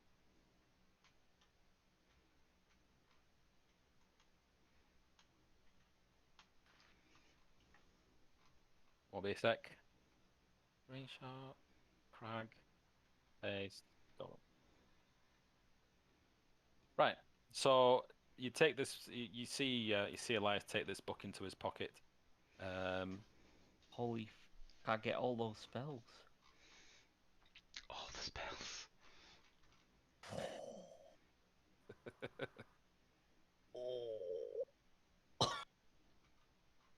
Okay. Obviously, you can't cast the level 2 ones yet, can you? Yes. Are you a level 2 caster? All right, cool. Yeah. Wizards get it really early because obviously that's their thing. Yeah. Okay. You don't find much else on him. Mhm. His face is unrecognizable now. So yeah. The rest of the pirates that you hook in, you find bits of coppers and gold here and there. All together, you've got 93 gold and 58 coppers. 98 golden, and how many coppers? 53. 53. I've got this written down. How many of us is there? 5. 5, yeah. 98.53 divided by 5. There's my 9.66 gold. Yes. Although that doesn't even work because the silver's in the middle, so Yep, I'm wrong. You have to chop some gold in half. It's alright. Or I can 5 sort ways. that. Okay. Okay. You see unless you're doing anything else. We'll call it 20 gold each. Okay. Brutus, let's have a really good perception check from you. Are you still a hyena? Really good. No, I've just turned back. Is that gonna? No, it's fine.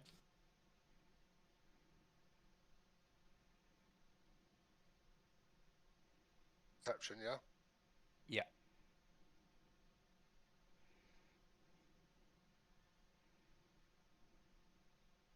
Ooh, It's a bit good. that is a bit good. You spot some movement over by the barrels. Over here. I whisper to the guys, "We've got to stow away something over here," and I'm gonna slowly, even though I'm huge, creep over. You see a child cowering between the crate and the sail mast, and is holding up its toy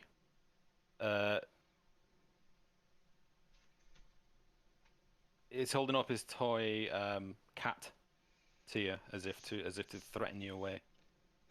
Oh, Hey, what's up, lad? How'd you get on here? Where have you been? So that this child, his skin is completely black. His hair is completely white. Right. Elias is fascinated. Do I know he's there? Have I seen him? Don't know. I mean, you see, yeah, you see So Brutus, whereabouts? Brutus Can you wander over mark it for me, Peter? over here. In that area. Okay, so yeah, I'm gonna kind of follow up roughly. Yeah, And that's this- quite this- fascinating. You, Elias, you certainly have heard of this Hmm. race before. I mean, you- it would you be reckon- it would be a drow, right? I've read Yeah. about them, but never seen one in person. I mean, you've read about their completely black skin and Mhm. white hair, and well, they're elf-like. They're elves, but they're completely black and with white hair. Hmm. And he says, "Don't hurt me. We're not pirates. No, you're a big dog." Oh no, he's gone. He's gone. That were me. I can change into a little spider or anything. I won't hurt you. He he calms down a little bit, but he's still looking around, terrified. Elias is gonna point to his cat toy and be like, "You like cats?" I do. This is my best friend. What is his name? His name is he looks at you like he takes the measure of you first, and he says, Yeah, I mean, I'm also because I mean, I'm making assumptions here, but because I'm the smallest, I'm going to assume I'm the least threatening. mhm. Uh, He says, this is Guinevere. yes, it is. Oh, really? So it's quite a cat, and he says, "Would you like me to make Guinevere real?" His eyes focus on you for a moment, and he squints at you and he says, "But it's already real." And he says, "But what if Guinevere could walk, breathe, and talk?" Would it be able to kill as well? Only if you wanted to. He nods, and he thrusts the toy cat out, but he's not letting go of it. Okay, so Elias says, "Can I take Guinevere?" He shakes his head no. No. So all right, Elias is gonna step away, and I'm gonna start casting Find Familiar and replicate Guinevere as a real cat. Okay. I That can't takes remember quite exactly some how time though, so I'll leave everyone else to. Yeah. Okay. I'll step up and say, "Hey, son, how did you find yourself on board this ship? Do you want me to sing you some songs, maybe? Teach you we're not harmful?" He gets this look on his face, like he's feeling quite threatened now. He's looking for a way out. He's looking around, and you get a very strong suspicion that he's going to bolt. I'll whip out my lute and start playing a nursery rhyme. Old MacDonald had a farm, E-I-E-I-O, and on that farm he had a snake, E-I-E-I-O. Hey, what does a snake say? Elias keeps kind of incanting his arcane like chants to bring Guinevere into realization, and he just kind of side eyes Blaine like like that look like really a snake. A snake is the best you could come up with right now. He stops, and he says, the kid stops and he says, That's right. All right, okay. With a here and a here a Come on He now. looks at you like, what? Come on, Peter. Audience participation. After a moment, he realizes and goes, oh, Bingo, you got it. Old MacDonald had a farm. E-I-E-I-O. Beautiful, beautiful singing. I like it. So, what brings you on board the ship? You going anywhere exciting? he motions for you to. He puts his finger to his mouth, and he says, "You're going to attract attention." I pay no mind to those folks, man. We'll just tell them you're with us. It's okay. I don't know if you noticed, but we just saved the ship from pirates. I think they owe us one. He says, "Not from them." From And who? he points at the floor. Let's see, what's down there? His expression changes to one of horror and terror at the same time, and he just shakes his head repeatedly. Oh, okay. Don't traumatize yourself now. Just wondering, just curious. You know, we're here to help you. We want to help you. You seem like a nice kid. I'd hate for you to be scared of us. He says, "How can you help? Can you kill?" And he looks over to the pirates, and he slaps his forehead, and he's like, "Yes, you can kill." Well, it's not our first option, but we can if things get out of hand. We can protect ourselves. That's generally what we do. We don't do it maliciously now. We're not a bunch of killers. He says, Can you save us?" Sure I can. We're a pretty good bunch. I don't know if you noticed, we work kind of well together. He takes a deep breath and he says, "They're keeping everybody prisoner Who's they? in the The bottom captain? of the ship. The Red Wizards." So, is the captain a part of the Red Wizards? I don't think so. I don't know who the captain is, but I only see the Red Wizards. How did you get on board the ship? They took us from where we lived. Okay, how did you get out from below? There's a little, and he points to the front of the ship. It's a very small hole. It's all right. Guinevere showed me it. My friend over there can turn into stuff that's pretty small. He can maybe go check it out and see what's going on. Maybe they're always watching. They're always watching. I Yeah. don't think the scary lady is as scary as he makes out to be, but the rest of them are always watching. Well, we'll see about that now. What else is down there? Is it-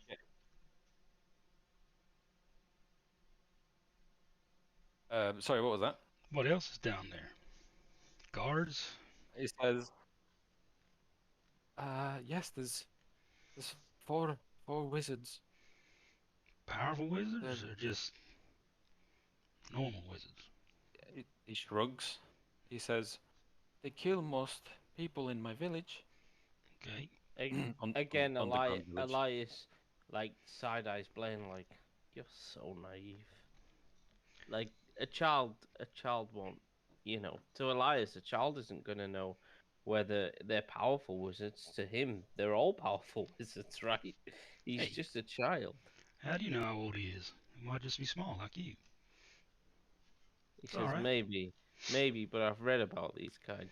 Hey, They you're tend more to knowledgeable be than a I bit am. bigger I than don't know them. shit about wizards apart from yourself.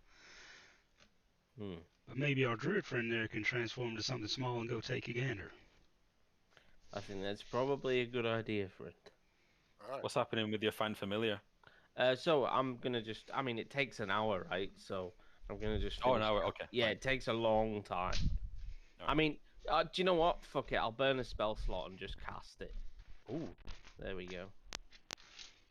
okay. So there we go. So I produce literally. I mean, I want a cat as a familiar anyway. So I'm gonna produce a tiny black cat that looks like Guinevere. Tiny black cat. Okay.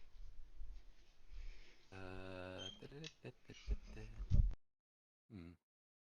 And Elias kind of kneels down and hands it to the boy, like, meet Guinevere. Well, that's a big cat, isn't it? Well, Uh, you know, it's a familiar, isn't it? So it's a small version of Guinevere, effectively. You know, house cat size Guinevere. He looks at it, and his eyes open wide, and he says, "Now I have 2 Guineveres. Thank you." Just casting that so it comes off my list. Sorry. He thanks you, and he bows deeply. He says, now, boy, what is your name? He looks around and he says, it puffs his chest out and it says, Drizzt. Drizzt Do'Urden. He says, now What this. is your name, sir? He says, my name is Elias. Pleased to said, meet "This-" you, Elias. He says, this is a very special cat. Take good care of him, Drizzt. I will. I will train him to be a powerful panther.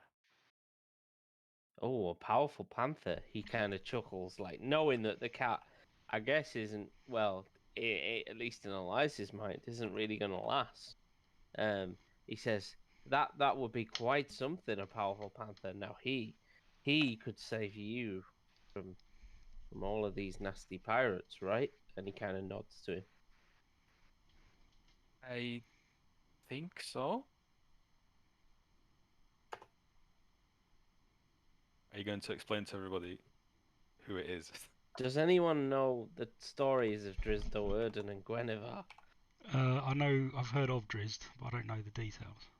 So yeah, Drizzt Do'Urden is the most famous drow in existence. So drow are fabled for being an evil race, particularly. I won't go into the lore of drow hugely, but basically Drizzt Do'Urden bucks that trend, and general society is absolutely terrified of drow, so to speak, which is why they tend to have an adverse reaction. Drizzt is actually a very good person and has a black cat named Guinevere, which is a beautiful touch by Peter. Absolutely genius stroke of I've been sitting here grinning yeah, the yeah. whole time. Yeah. So I mean, Yeah. so did I. As soon as you went Guinevere, I was just like, yes, Peter. Okay, so the child is looking quite nervous now. He's looking to leave. He says, Elias says, "Go, child, back to your quarters before anybody finds you that you know may not be so friendly." You've never seen a child move so fast. Mhm. As he scatters across the deck almost like a blur, as he stops for a moment and bows again to you. Mhm. And he mouths the words, "I won't forget this," and he runs back. He scurries right to the front of the ship and then disappears. So Elias kind of looks to his right and gives Brutus that nod, like, follow him. Yep, I'll follow him. Okay. Where's he going to As what? As do I need to be able to crawl through gaps in doors, right? Who knows? Who knows? I've only got one wild shape left until I have a short rest. Well, That's a game. Just use it, Dylan. If you don't got it, you don't got it, right? We go with what we've got, whatever happens. I'll go for a rat. A yacht. Okay. You give chase to the child. You're actually struggling to keep up as he's moving so fast. Let me find. Yep. And sure enough, there is just where the little statuette at the front of the ship is. There's a plank that is just slightly out of place, and it's just enough. I mean, you can't believe that this child fit through there. It must be some kind of miracle. But he gets through, and you do as well. And you move down the bow, the inside of the bow of the ship, which takes you directly. You almost begin sliding down the front of the ship, and you find yourself in a little crevice, which you assume is basically the bottom. And then there's a plank that's been pulled away, and you're able to fit through.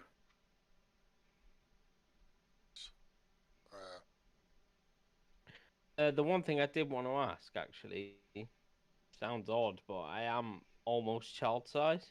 Am I able to follow? What's almost child size? Well, I How many- mean, I'm like maybe 3.5, 4 foot tall. And that's kind of the size of a halfling.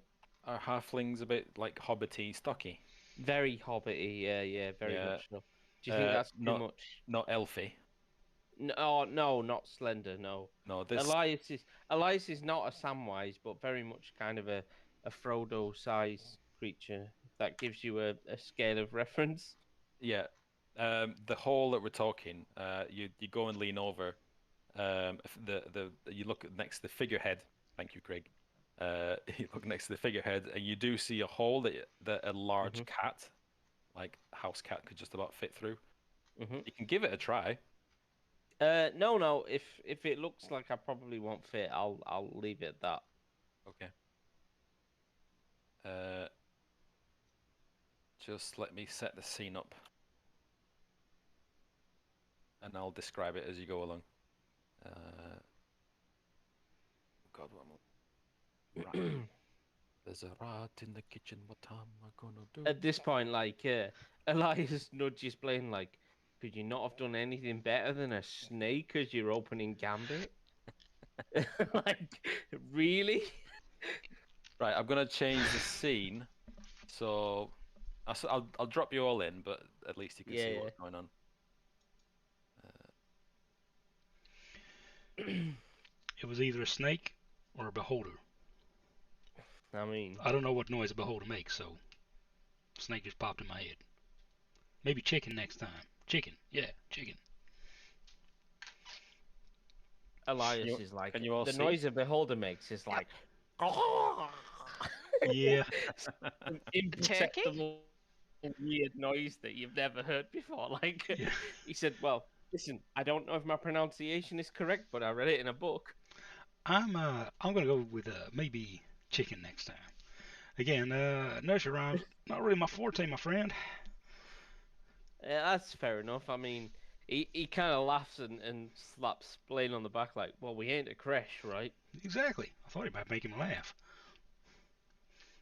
Dylan, so you creep through this. Can everybody see where we are? Yep. Yeah. Right. This is for Dylan only. Yeah, okay. So Brutus, you squeeze. Well, you don't really need to squeeze through this this plank that's been moved slightly. The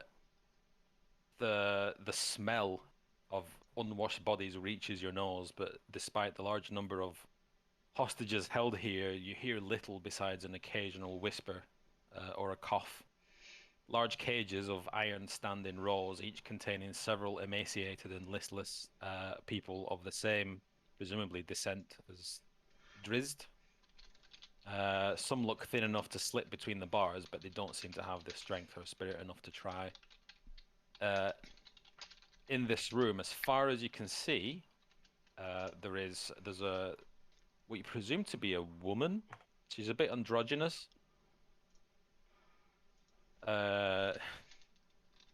She's quite androgynous. She's got a shaved head, and she's got a symbol of some kind on her forehead, and she's just sitting. She's just sitting on the deck, just staring into nothingness. Have I got vision turned on here? Yeah, I can see. You see everything. Not everything. I can see like up to here. Okay. Yeah. And then I mean, we can see too, but we're not in the scene, yeah, right? yeah. Okay. There's a bit of a crack coming through here. I can see like a bottom half of a token over here. Yeah, don't worry about that. Just tell me what you're doing. Well, there's a right. So this is like the hull, the lower deck, yeah. Uh-huh. it looks like prison, yeah. Uh-huh. The prison. So where's the whispering coming from? Just around the whole place. It's not just It's not like constant whispering, like. It's just the occasional cough or whisper because, well, they're prisoners.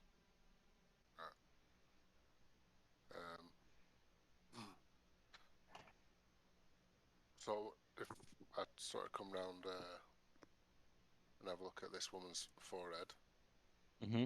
do I recognise the symbol or anything? Give me an investigation check, but I've got a pretty high DC because I very much doubt you've ever met these people before.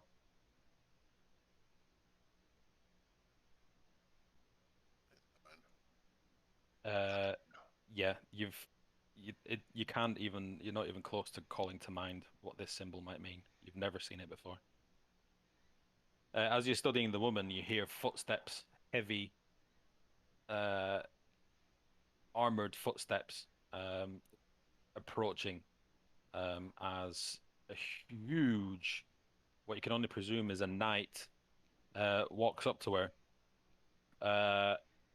and says, "Fire, why are you so mardy?"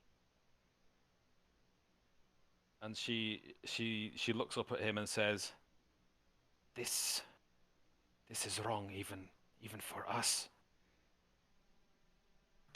She just says, "The captain," and he interrupts her and says, "The captain will do as she is told, or she won't see her little child again. There is no danger there. So what is your problem?" And she says, This is not right." And he walks right up to her with a really threatening demeanor, and he says, "Would you like me to let her know how you feel?" And a look of complete terror washes over her face, and she says, "No, no, I'll keep quiet." And she turns away, sits back at the table, and just stares at the table. And he says, "That's what I thought." And he walks back. Big thumping footsteps.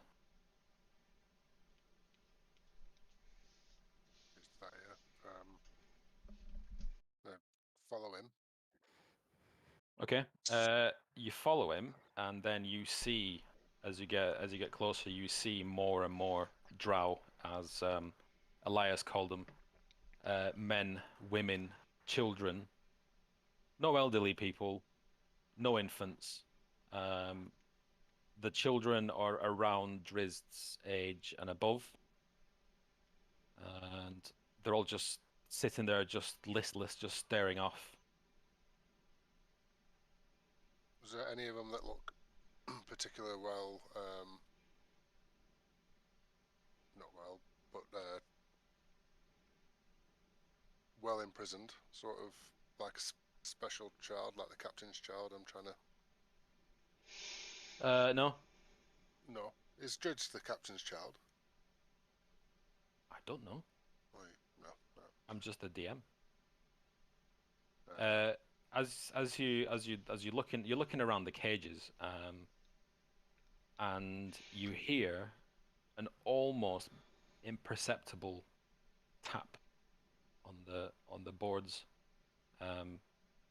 but because you are a rat with really good hearing and smell, you look around, you focus on where the sound's coming from. You see Drizzt in a cage with what you presume to be his parents, who are practically half dead, and he holds 4 fingers up and points all around the room.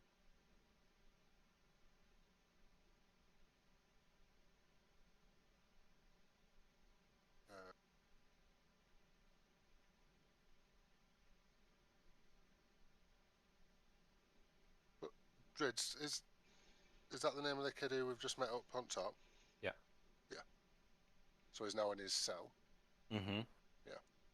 And you also see him pull out the smallest, most pathetic shank you've ever seen. It's almost like a whittled down pencil, and it pulls it across his own. It motions like across his neck, and points all around, and then shows you 4 fingers again.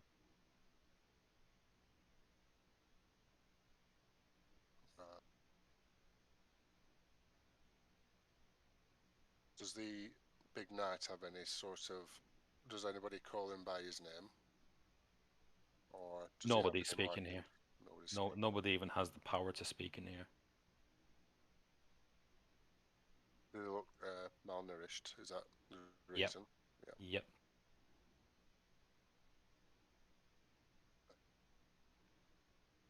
Yeah, can I venture a bit further on? A lot of people here, aren't there? These two. As you get to near the front of the ship, you see the 2 guards that you saw in previous times when you were looking from the top down. Right. Then I presume that'll be the steps back up where we'd enter. So you figure out that the 4 fingers means 4 guards. But the knight especially looks just terrifying.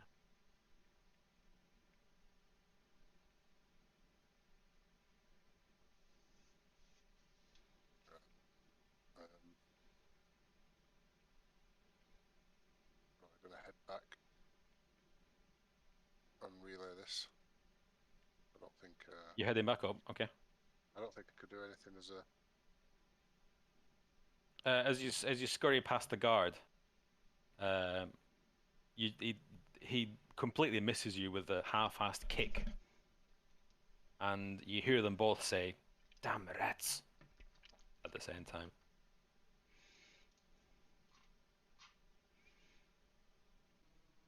Tell these guys. Are you heading back up? Yeah, we'll do. Yeah. All right. So you scurry around the corners. You actually passed by Drizzt. Is there anything you want to say, or shall we just go up? I don't think I can talk. Can I? Is it right? Oh, sorry. Yeah, you're right. Yeah, right. You're right. Okay. Back on the main deck. Activate. Back on the main deck. You hear the man in the crow's nest shout, "Land ho!" and it points straight ahead.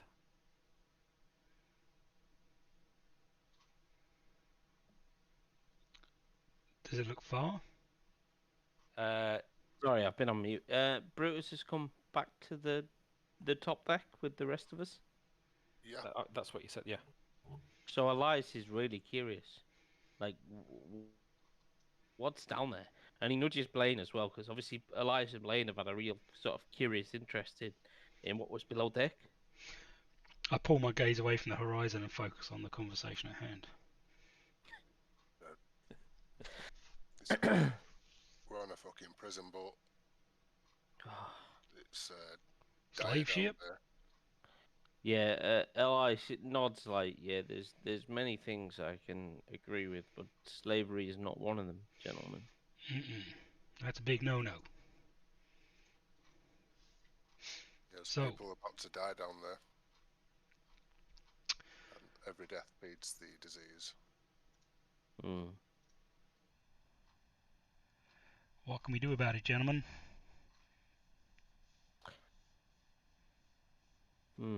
He says, I don't know about you, but I'm not sure we're equipped to take on an entire ship and sail it into port without any issues, my friend. Nope. Maybe we hold out and wait for an opportune moment. Well, if they hold the captain's child, that will make things tricky. If we could perhaps maybe secure that, then we'd have the captain on our side. I'm going to call a short rest as well. Okay. Since you've been waiting around for all this. Kind of picking it on the deck. Okay, fine. Just as you're having this conversation, Captain... No, not Captain. Esri comes up, and she says, "What's all this shouting?" I'm not sure how Jamaican that came out, but I did. What's all this shooting about? What's going on here? This reminds me of what was his name? Malice, your druid. Sorry, Your druid, Peter. my druid, Mr. Prime Water. Mr. Prime Water. No drink. Yeah. Mr. Good Druid. times. You Triton never druid. forget, Peter. He was my best character, and he's still alive somewhere. You should have brought him to rhyme, mate. That's all I'm saying. On with the show. Yeah. So Esri. Shit, I've not imported the tokens. Never mind. Esri wanders up to the forecastle and says, "What's all this shouting?" What's all this shouting about? Was that who? Esri. I don't Esri, remember bumping the- into an Esri. She's the first mate. She was the shorter one, the petite one. Ah, okay. Sorry, I didn't take note of the secondary characters. My bad. That's alright. She's not really been near very Mm. well. She's looking at. She's not shouting at you, but she's just asking like, "What's going on?"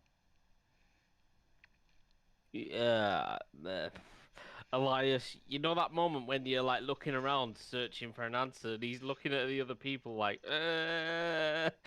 like somebody? Hmm. Quinn's gonna step in and go, "Oh, well, they were arguing over my my choices for the meals tonight. That's what that was about." Let's have a deception check. We'll give it a DC 20 because she's not a fucking idiot. Elias, as a help action, jokes, quail eggs. All right, I get it. With advantage then. Thank you.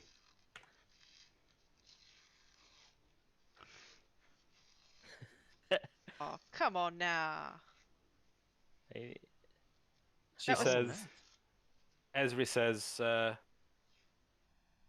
"Nice try, but do I look like an idiot?" And immediately looks very suspicious of you all now. And she says, are we going to have some kind of problem here?" No As problem, she my friend. pushes No the pirate problem. corpses off. We just had a little discovery of our between ourselves, and we're just discussing the best way forward as it was. And what discovery do you think that is? Well,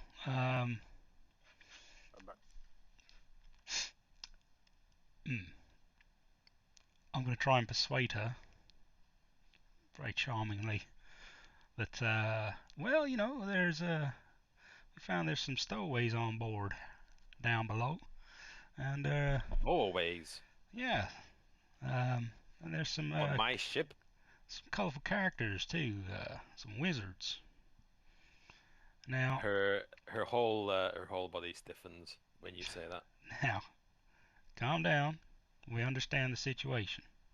We understand what they have of yours, and we need to help the people down below decks because they are not in a good way. He looks Now- back to the quarterdeck and looks back to you. There's a whole ship of us. There's only a few of them. If we could secure your interests, shall we say,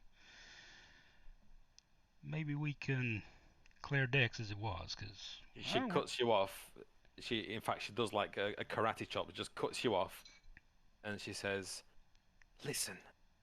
And she lowers her voice to whisper. She says, "Do you not think we've thought of all this?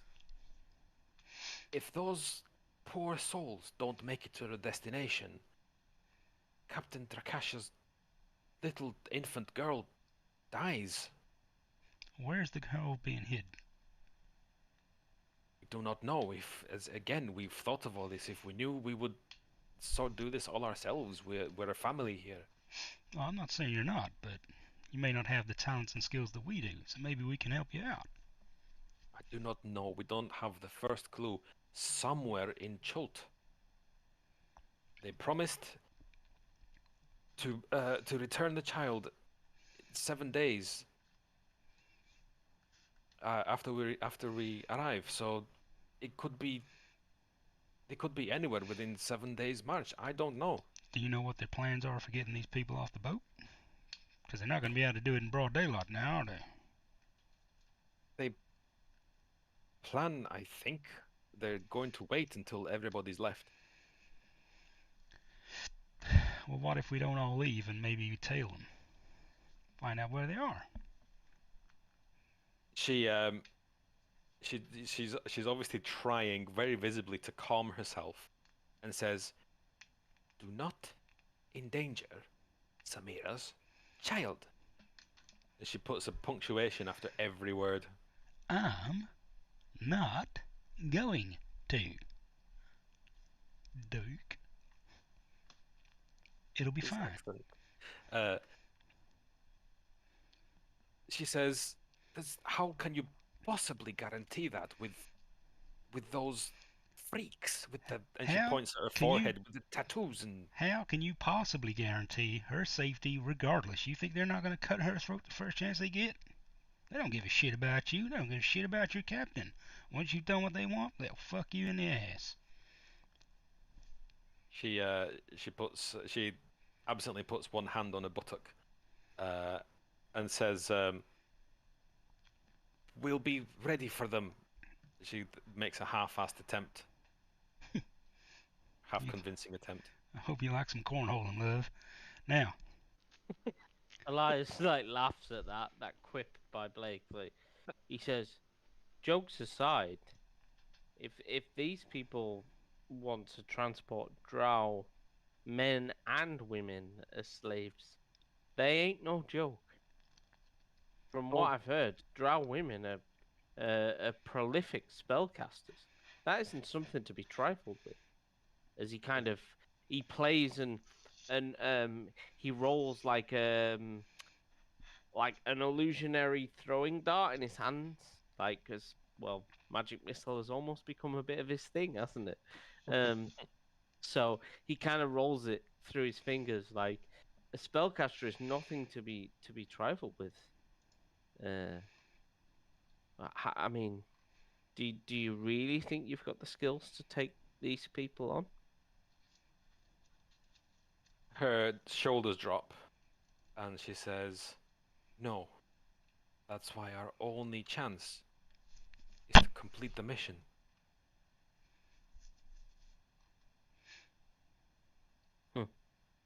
She says, "Maybe if my friends and I can give you a chance, an alternative." How do you propose you do this? In fact, wait here. And she storms over to the quarterdeck and has an animated discussion with Captain Drakasha, and they both literally run to the front.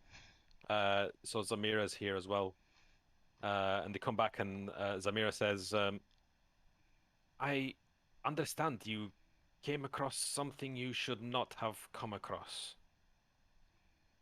She says, "Well, that may be so, but my friends and I, we have our means of finding things that bear interest." He says, "Zamira, let's not make small talk on this matter. You need our help." He looks at you. They both look at you, and they just keep glancing at each other, and they look so torn because they know that. Zamira says, "I know it's not right. Those poor souls, whoever they are, even drow, they don't deserve such a fate. And I couldn't even begin to guess what fate these wizards of Tay have planned for them." And she Elias pauses raises an for a eyebrow, moment. like, "Wizards of Tay?" Yeah, she pauses for a moment, and she Yeah. realizes that she's said the thing. spill the beans, Elias. Like, What have you read in the Elias book? knows. He says, these wizards are no joke, gentlemen and ladies, of course." He says they are prominent spellcasters known in in wizard circles. They are nothing to be messed with. We seriously need to maybe he kind of wipes the sweat from his brow, like maybe even reconsider our position here.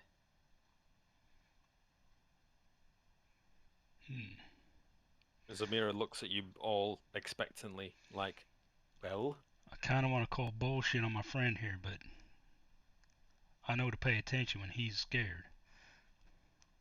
Or should I say cautious? Sorry, Elias.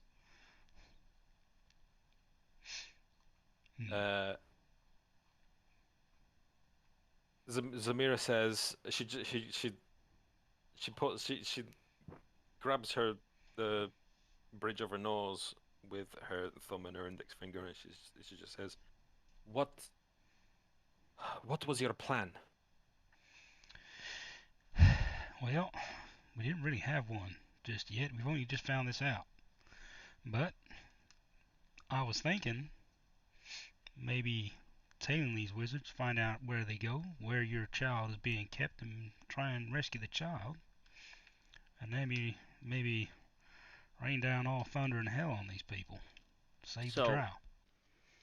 To back Blaine up, Elias he casts prestidigitation, and kind of bullshits that he's seen this within the strands of time, and he makes an illusion that looks like he is plucking this strand of time where we can save her daughter. As he's going through this, Blaine will black it up with some serious persuasion techniques of saying, "Yep, Elias showed me the other day in the fire. He showed me the strands of the smoke, wisping from the fire, created a strand through the time, and the lords of time, they pointed out this conjugation of where we're all going to meet in the future, and he said that this is all leading down a path to destiny, and your child, point at the captain, your child is what's going to lead us down the path to the glory." Hallelujah. You're both going to have to drop me some serious deception checks. Brutus is going to add the illusion with a bit of druidcraft, just with some small sensory effects, like And I'm also going to cast Bardic Inspiration on I got 20. So you can. Okay. I was going to say. Do you want to finish before I make my roll? I was going to say you're going to have to cast a group deception check between the three of you. But Okay. Elias gets advantage, and the DC is 20. Hang on. Oh, I've not 20'd it. Oh, a little fanfare. That's beautiful. Nice, isn't it? And I'm going to need one from Brutus as well. Or you get advantage, Elias. I get advantage. Elias, I mean, I suppose that's your maximum, isn't it? So you're going to have to roll me a 20 if you want to pass this DC 20 deception, because this is the captain speaking. Oh, come on. It's a group check. We've hit 20, 2 out of 3. If the majority make it, you make it, right? Oh, sorry, I thought it was average. Okay, then. Fine. Okay. She looks... Not that I want to backseat DM you, but, you know. No, that's fine. That's fine. I want to play by the rules properly. Yeah, Fred. If you're going to be dropping this on me, I might as well go by the rules. So Zamira looks at this illusion that you've cast. And Ezri almost, like, she puts her hand out almost to touch you, and then she pulls it back at the last second like it's going to burn her. So she puts her hand out, and Elias like, like we, you know, a bit like a child, like we don't touch, you know. You know, because that's all part of the illusion. You know, you cannot fuck with the strands of time.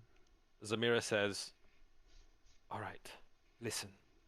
I only know one thing that I overheard, and they said something about a heart.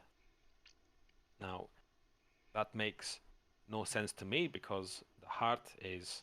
And she hits her chest with her hand, and she says, "The heart is here." Captain. Here, on the ship, like no, she says, like, in here. It was inside you all along. No, she says it's the heart is here, so I don't know what they meant when they said something about the heart and something about a god. Captain, did they give you any idea how they were going to get your daughter back to you once they were delivered their cargo off safely? Was that ever discussed? No, I mean, I wasn't allowed to ask any questions. They just wanted someone to carry these people. And I'm pretty certain I'm not the only captain with this problem. Do There you could ever be, get the there could impression be more. you could be double crossed at any second now? Of course. All right.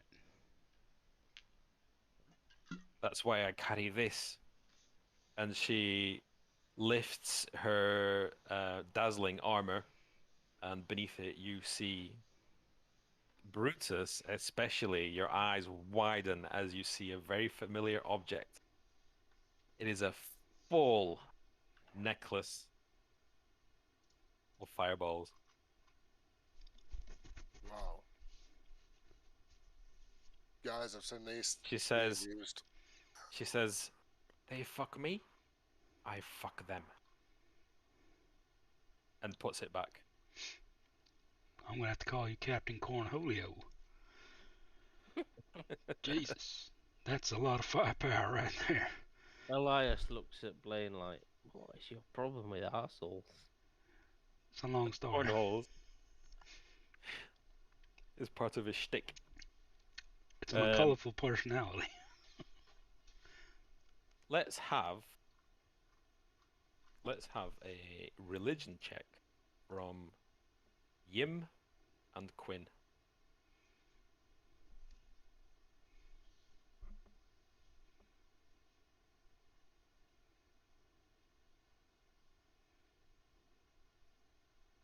Eight. Megan? Megan's on mute. Sorry, I'm trying. My thing's gone again. I've got a calendar up. Nope. Just double click your token and it's there. Religion check. No, I'm doing something else, Peter. Fuck. Can you double click your token? Just press escape on everything. Just hit escape a few times till it clears. Okay, got it. Right. Double click your token, go to your On the attribute. map. Yeah, wherever you want. Wherever Right, your got token it. is. Yeah, sorry. And Religion. then religion check.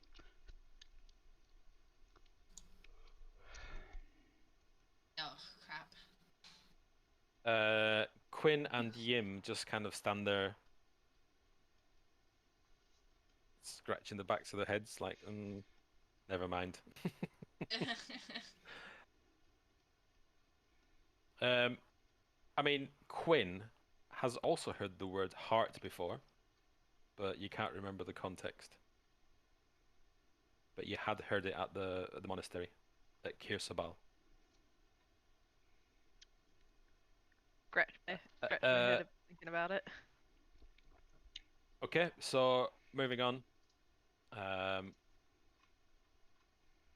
Where was I? Yeah, so she says she said that she only heard the word heart, but she didn't understand what it meant.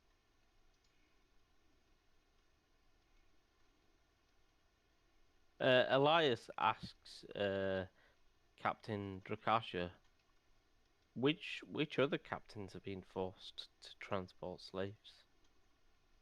There are hundreds of ships that pass through Port Nyanzaru. I couldn't tell you which ones. I am only guessing. Elias has a bit of a look of dread, saying, are you telling me that almost all of the ships are being influenced by the hand of the Red Wizards? I mean, maybe. And Esri butts in and she says, well, hold on there, Captain. I mean, slavery, if it is slavery, it's not allowed in Port Nyanzaru. The authorities would never allow it. I don't think. He says, from what I've heard, the merchants of Port Nyanzaru, well, they kneel to profit alone. Not all of us, Mr. Elias, are in it for the profit. Who says that? Drakasha. Rakasha. He says, you are one of the merchants. Really surprised that he's obviously basically gobshited about the merchant princes of Nyanzaru. Not all the merchant princes are like that. Well, most of them are. But I certainly know one who is not. He says, then give me a name. She looks at Ezri, and she kind of He then shrugs. pleads and says, I desire to know the name of an honorable man amongst thieves. When you get to Port Nyanzaru, find yourself some accommodation, and I will make sure that they will reach out to you. He and I have a common friend.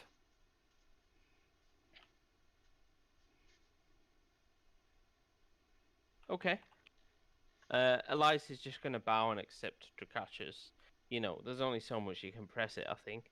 And he accepts Drakasha's word that, she seems fairly reasonable. And I think even the fact that we're transporting slaves, there's clearly there's a reasonable reason behind it in Elias's eyes, so he just accepts it.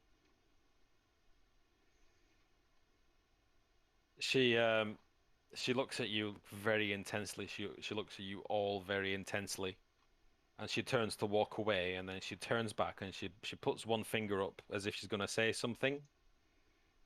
And then she walks away again, and then walks back again, and looks at you, Quinn, and says, "You, are you?" And she looks you up and down and says, "Are you Kier?" Just nods. She reaches into her doublet and pulls out a letter and hands it to you. And she says, "This is for your teacher." And spins around and walks away. She says, "Tonight we make port. Be ready." She says it as she's walking away. She walks away, and Elias is gonna kind of nudge Blaine, like, that was bullshit, right? Pretty much. And he just kind of nods, like, "Oh, good."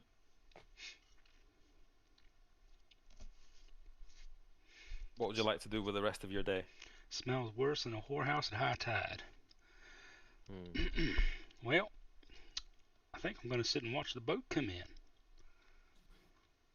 Is there enough time for a long rest while they get hooked up or whatever? I mean, it's morning time, so yeah. I'm probably gonna do that. If you want to retreat into your shell and have a little 8-hour nap, 6-hour nap, you can do. Sounds good to me. Quinn's gonna find a place to meditate. Nice. Okay. What are you meditating on? I don't mean what are you perching on. Like, what are you meditating on? Just everything I've heard, like the drow and the. Trying to remember where I've heard the word heart before, and just thinking back on Wizards of. Was it Wizards of Tar? Hey. Tay, that's it. Thay. Tha. Yeah, just to meditate on. Just to remember, like, heart. Where have I heard that? Okay, let's have another history check, and I'll give you a choice. You can either have inspiration for your meditation, or you can roll your history check with advantage. Oh, I'll do history check with advantage. Okay. Would it not be No, it's history, isn't it? Sorry, yeah, no, religion. Sorry, my mistake. Yeah, I'll take religion. Religion with advantage. Roll. Don't be shit. It was shit. You spend. You don't know how many hours you spend, just meditating on the word heart, and just almost like a VHS videotape rewinding through your time at the monastery. And it stops, and you hear the word Ubtao, and that's it.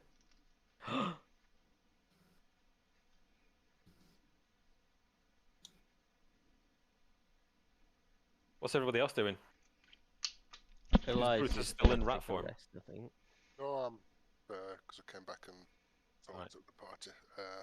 I'm gonna pray to Eolanis. So What are you praying for? World peace? world World peace. domination?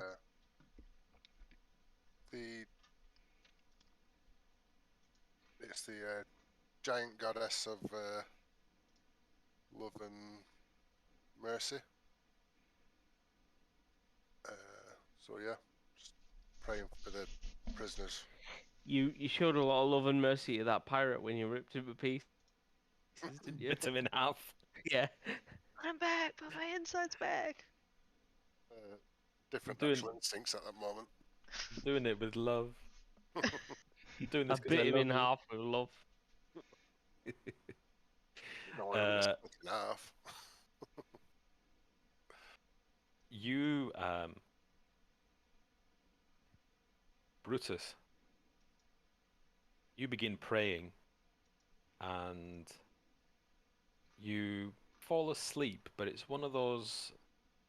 You immediately start having a vivid dream.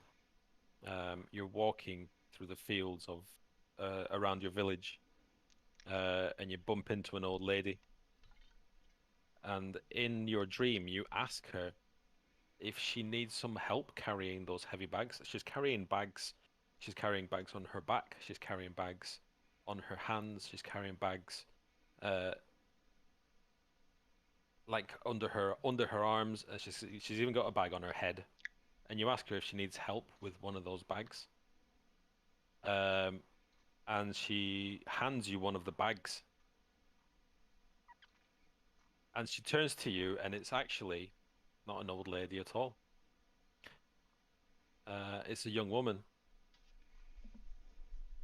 And she looks you dead in the eye, and she says, "You can help me with this one, child."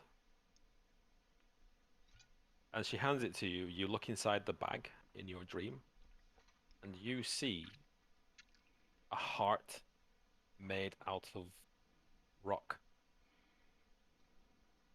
She says, "Find the heart."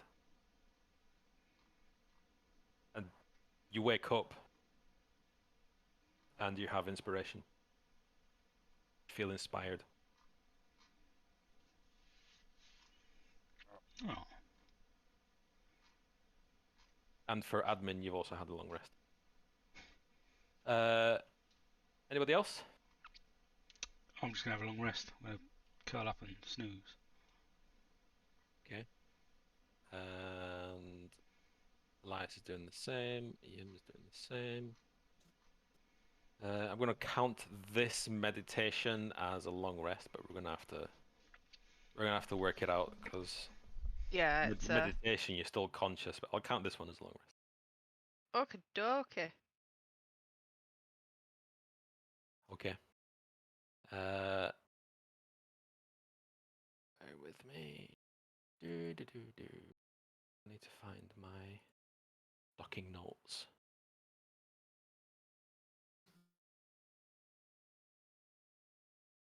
Oh no, it's on my laptop. Scheisse. Okay.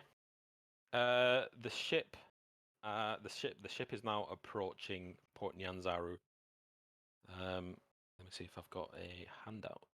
Oh, of course not, because that's on my old thingamajig.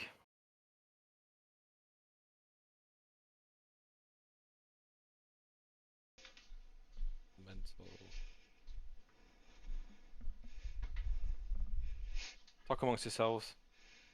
We're gonna find some pictures.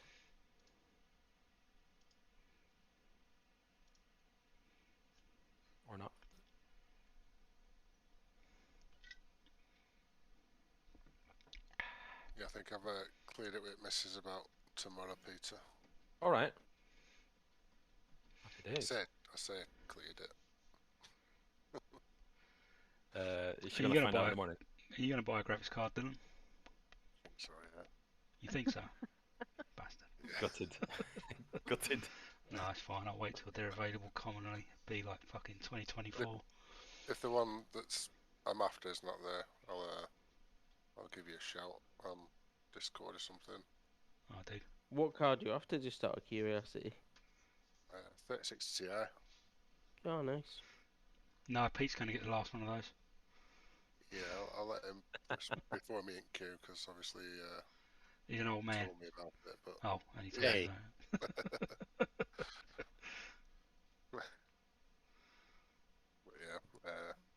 yeah, I'll give you a shout if that's not there. So I've got a very specific budget. Very limited and specific budget. Yeah.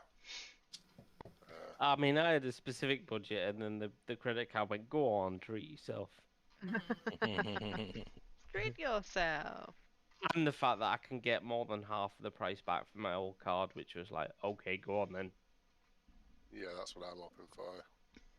Said that, so really, it's not really going to cost I me. mean, that. I've already been offered 300 quid for my 2070, which is ridiculous when you think, like, it's 2 years old. Yeah. But fuck it, I'll take it. And I mean, that's a good price. I can technically get up to about 450 quid, I think, at the moment for a 2070, which is absurd. Yeah. That's literally like what I paid for it originally. You know what I mean? It's bonkers. Yeah, I've looked up my current graphics card, and we're getting a lot more than what I did pay for it at the time. That's mad, isn't it? Yeah.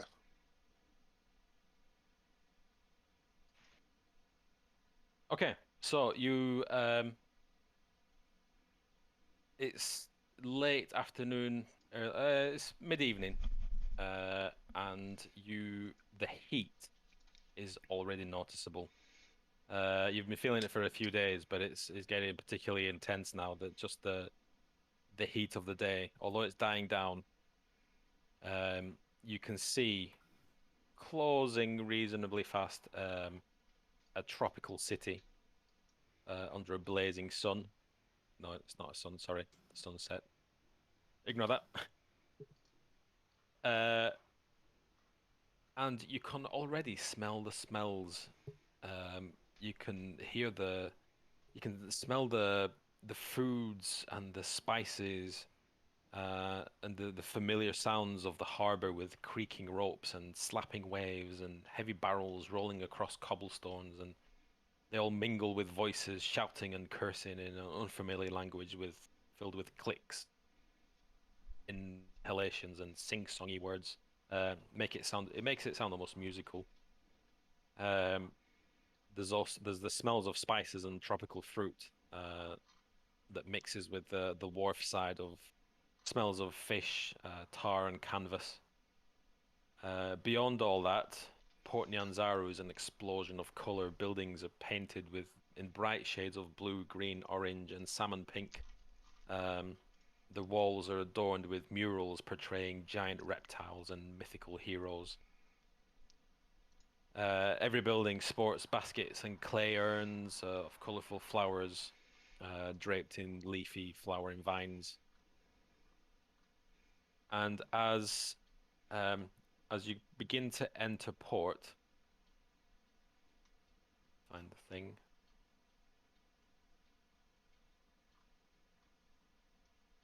The most immediate prominent feature is the lighthouse with a flame burning on top of it, day and night, presumably. You could see it from quite a distance. It guides all the ships through darkness, fog, rain. To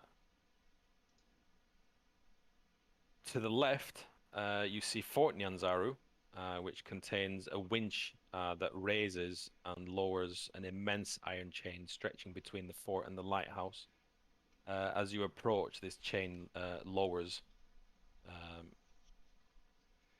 as the ship passes through.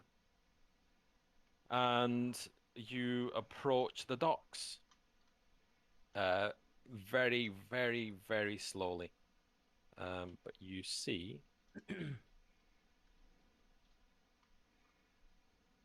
paste it. Where is it going to fit? Oh, does not exist. I'm going to put it in D&D Beyond chat. This is Port Nyanzaru for your viewing pleasure. Eventually.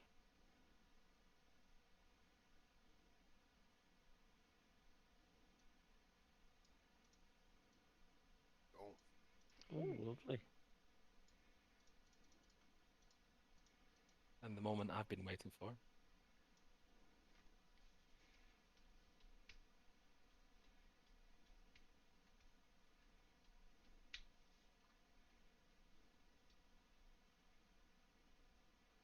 First person to recognize gets inspiration. Recognise what? the song. Yeah. I've already got inspiration. Yes, Monkey this is. Island. Yeah. Michael wins. Well, I only use it like for 90% of my campaign. Oh, that's true. So the ship docks at the harbor. Sailors are throwing ropes overboard, whilst harbor staff grab the ropes and sort of pull them in and tie them up. And you are docked.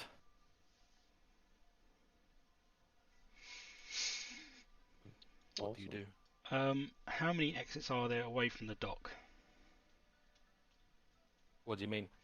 Well, There's a pier, so Okay. you're up against the pier. what pier are we up I would against? This one? probably say here. Okay. Your ship is fairly sizable. So there's two ways out of the dock area. There's one plank leading off the ship. Some of the sailors are already leaving. And some other random passengers are getting off.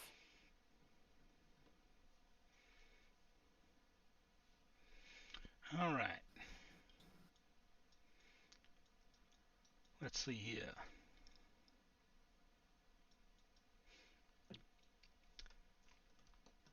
I'll discuss with Elias sort of the best way to perhaps maybe follow people through this town.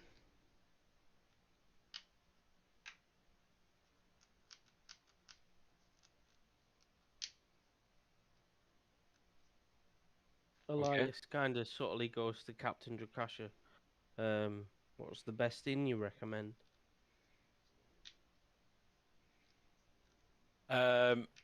She says I don't usually stop here, so I'm as clueless as you. Elias And- face palms like Captain Drakasha clearly missed the subtle hint of where I should be staying, waiting for said contact to come and speak to me. Oh, yeah. She doesn't know any inns. She couldn't tell you.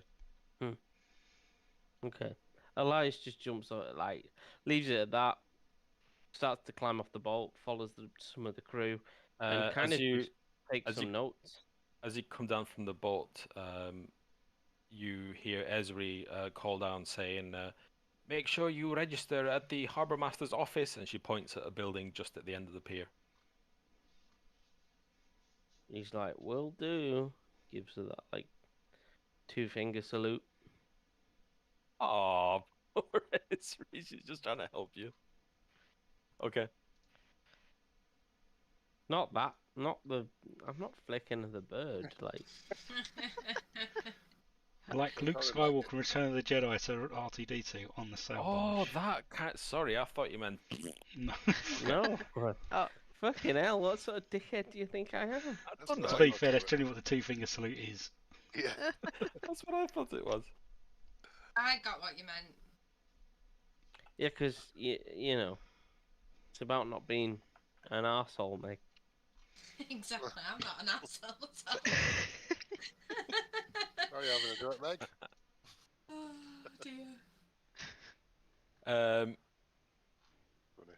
you walk into the harbour master's office. I'm presuming, unless you want to smuggle yourselves in.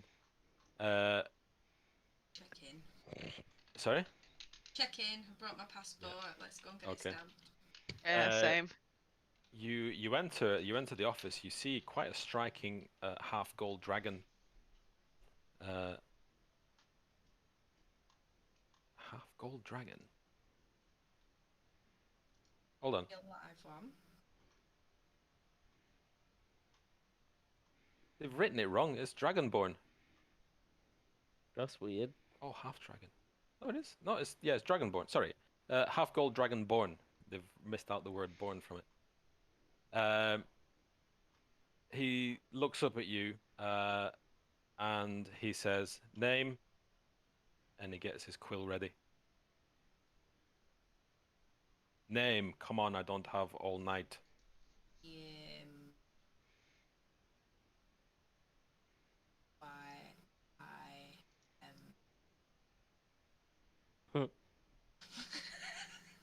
What?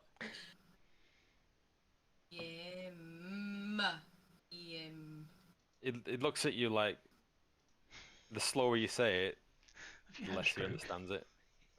He says, "Is your total friend okay?" He's fine. That's what I was thinking of. I haven't put it. I put it in the wrong thing. Hang on.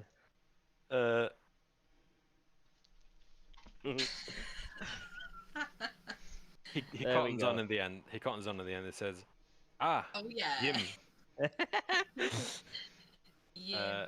He writes it down. He says, Maybe I shouldn't have gone first. "Next." Intello tough. He writes your name down. He looks you up and down, and he says, "We don't see many of your kind here. Not since the trouble they've been having over there. Gwen perks up and goes, What trouble? The fighting that's been going on over there." I've been away. Who are they fighting with? Ay. Your monastery is practically under siege. I don't know by whom. Next."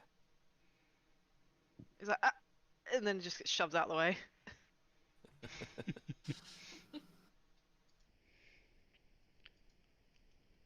Next. Well, howdy there, friend. My name's Blaine, with an I, not a Y. Line. Blaine. Lane. He writes it, and you see that it's written wrong. That's fine. Okay. Y'all have a good day now. Next. Brutus Bitterbook. With- He says, Three "How is Bs. spelling that?" Well, you don't need to write it. It's just you just say it. Brutus Bitterbook. I'm afraid I cannot speak to my paper. Well, does anyone else know how to spell stuff? It's BROOTUS. You see him write it wrong. Next. I think that just leaves me, doesn't it? Elias steps up like, Underhill. What did you say? Underhill. Little reference for you. Thanks. He looks around, and then he kind of stands up and looks over the edge of his quite tall desk, because he is a large person. He says, "Ah, more halflings. Good. How are we spelling Underhill?" He goes, U, N, in a similar pace to Yim. D, E, O, H, I, L, L. And rolls his eyes like as the guy's writing it down. his hands, his head's resting on one of his hands as he writes, with his other one like half asleep. He says, "Are you all together?"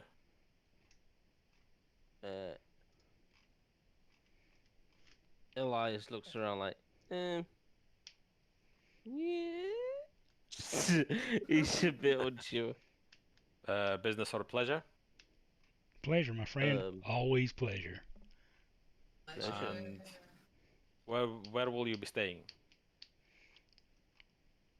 Where do you recommend? Sorry, sir, this isn't a tourist office. Well, He looks behind you and he says, but there's no queue. There's a couple of inns that you can stay at. One is quite loud, called the Thundering Lizard. that sounds perfect. And the other one is a little more sedate, called Kaya's. Maybe we should get some rest, friends. Do you want to go to the quiet one? I mean, maybe. Go and have a But then nosy maybe at we'll be the less noticed in the noisy one. This is true. My friend, you always talk sense. We're gonna go to the Screaming Lizard. I thought so. All the tourists go there.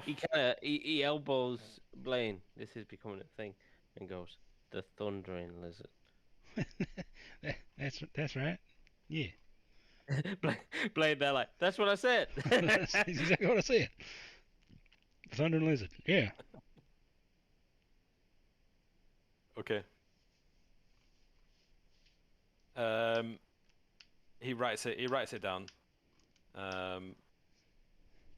And he says,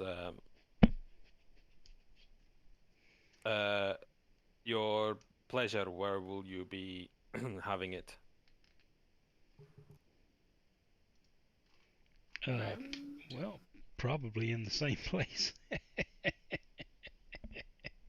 Right? He looks completely unamused, like a full-on bureaucrat.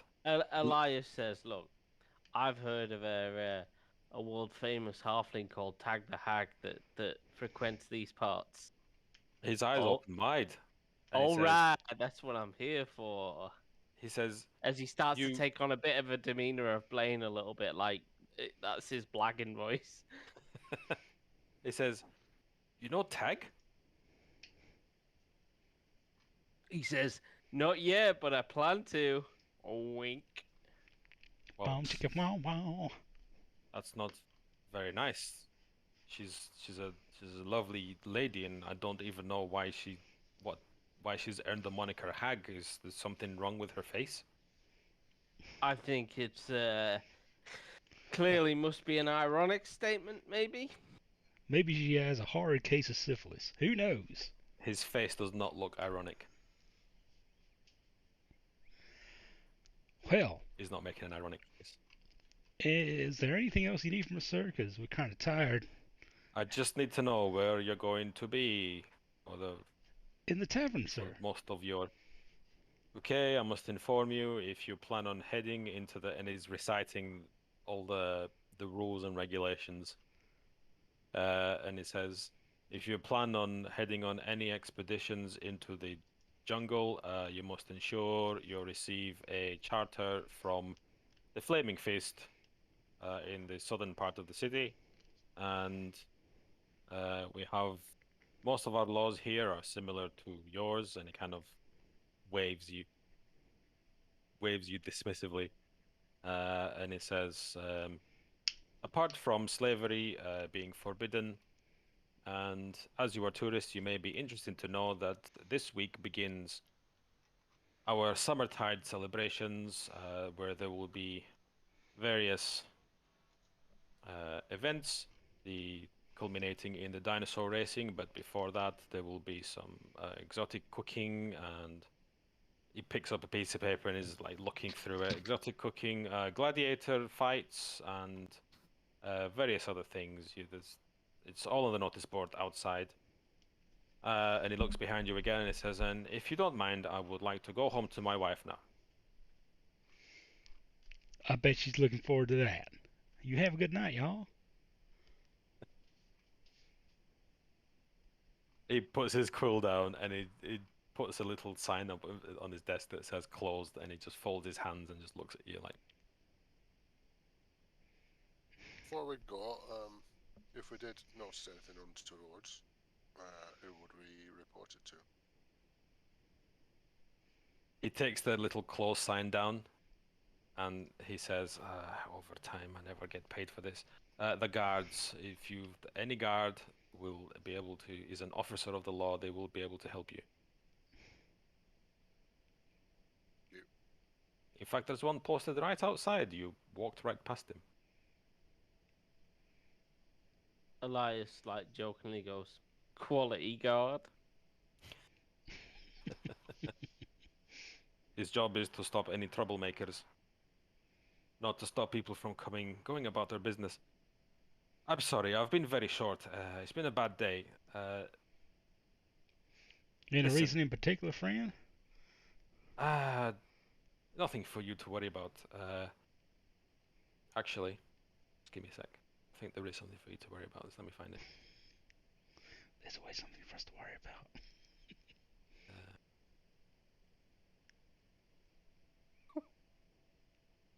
Shit, what's this guy called? Bear with me. No problem. I was gonna say, Tag the Hag sounds like the what's that woman over at Sticky Vicky? Ugh. I don't know what that sounds like, but I don't want to know. Hello there, my lover. Should I ask where Sticky Vicky's from? I don't know. I just know that's she was a attraction in Ibiza, I think. Ooh. Yikes. Have you got a phone number? No. You can listen. You can Google Sticky Vicky on your own time. I'd rather not. There's some standards even I won't stoop to. The guard comes in. He has you hear like a conversation going on outside. The guard comes in, walks over to the Dragonborn, and he whispers into his ear, and he looks at all of you like his neck nearly snaps back when he looks at you, and he says, "You are you? Is it true that you defeated some pirates?" Yes, sir. I mean, yeah. Do you well, it was kind of hard to miss. Did you happen to see any dragon turtles? We might have done. And the ship is gone. Oh yeah, it's He picks up his quill again and he says, "Did you catch the name of the ship?" we were kind of getting our asses kicked. Didn't have time to take notes. Yeah, Elias says, listen, in the midst of a dragon turtle fight, you know, I ain't taking notes on the name of someone else's ship. Yeah, well, you wouldn't know that Aramag would not have harmed you, seeing as you are presumably not pirates. He certainly didn't feel threatening. He says, listen, if you can, by process of elimination, find out the name of that ship, whether it was called the Dragonfang, you might want to write this down, someone. The Dragonfang, the Emerald Eye, or the Sturge. Any of those three, if you can find out which one it was, we can offer you 2,000 gold pieces. Wow. May I ask how we're supposed to find that out, considering the ship we fought got chewed in half? I don't know, my friend, but by the way, it's 2,000 gold pieces for each pirate ship. If you capture it and its crew, we will up that to 5,000 gold pieces. If we captured the ship that we sunk And its crew. Oh, the other ships that Oh, are right. still sailing somewhere out there. Okay, so the 3 ships. If you bring a pirate captain, there is a bounty of 500 gold pieces for the capture of any of them. I'll sort of nod to Elias and say, "Hey, Elias, is there anything in that there book you got?" Says, my studies are mostly in the arcane friend. I don't waste my time with fairy tales of pirates, unfortunately. No, that book you fished off of that fella you pulled out of the sea. Is there And anything then in there? he kind of he strokes his beard, and he's like, "Oh, yeah, I see." And he starts like leafing through the book, the other wizard's book, effectively, to see if there's any reference to the ship that he sails on. The Dragonborn is like tapping his claw on the desk. So you can see Elisha's you can see there's like a bear visible. with me, and you know, like when there's a queue forming behind you, and he's like, I'll just be 1 second." He's leaping through the book as quick as he can to try and find any kind of proof or evidence. Sorry, friend. Evidence takes time to gather. You understand? Honestly, there's a large bonus for me if you did defeat one of those 3 pirate ships, so I can wait. I'm sure He's- you'd love a he's- large boner. I'm sorry, what? But I'm sure you'd love a large bonus. It's just laughs into his book, but doesn't even remove his gaze from the pages. Cheeky sods. What are you looking for? Any proof of the ship that he sailed on, this wizard that we've killed with the trident? Maybe he wrote the ship's name in a whim on one of the Mhm. pages.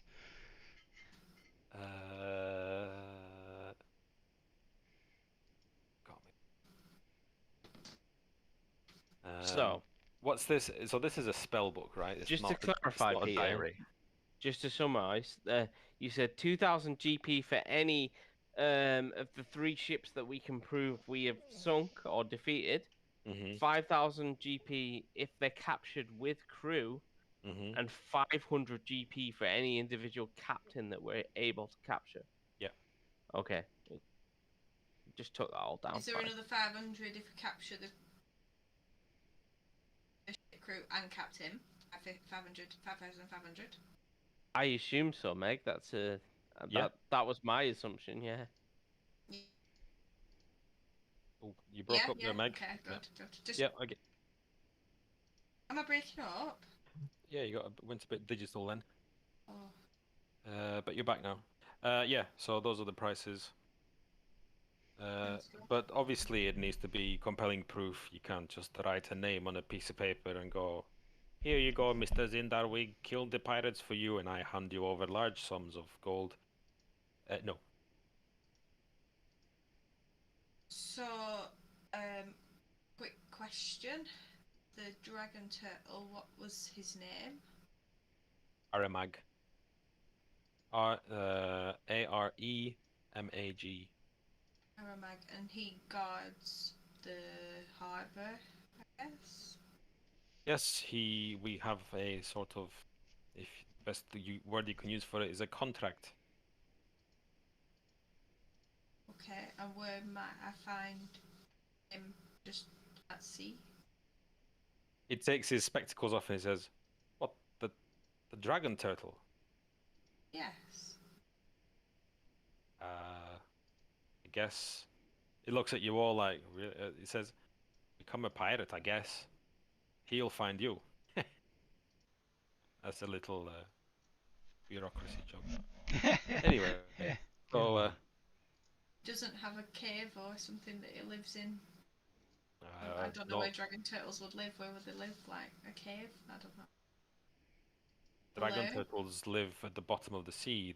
Nobody knows where Aramag lives. He has been here for longer than Port Nyanzaru has been here. I can imagine. So, I mean, he's very old.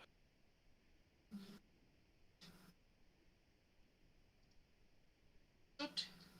So, is there anything else I can help you with? Nope, I don't think so. Very good, but don't forget. If you Oh, Elias kind of turns around. One more thing. The cargo of our ship. Do you know where it's been offloaded to? he pulls out just a whole stack of papers, and it says, "What was the name of your ship again?" This is something I was going to ask. It was something Ivy, wasn't it?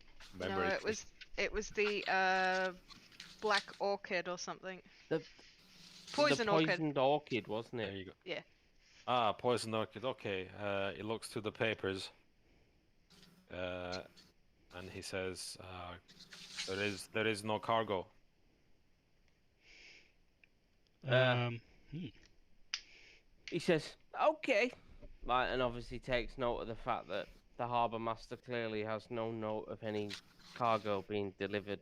He looks at you over his glasses and he says, "Why?" He says, "Oh, he said I made a deal with the captain that I would get a few barrels of fine wine, but maybe that's just included in the ship's galley contents." He looks. As He he looks. shrugs and chuckles. He dropped me a deception check, but he's gonna also look through the ship's manifest. Yeah, yeah.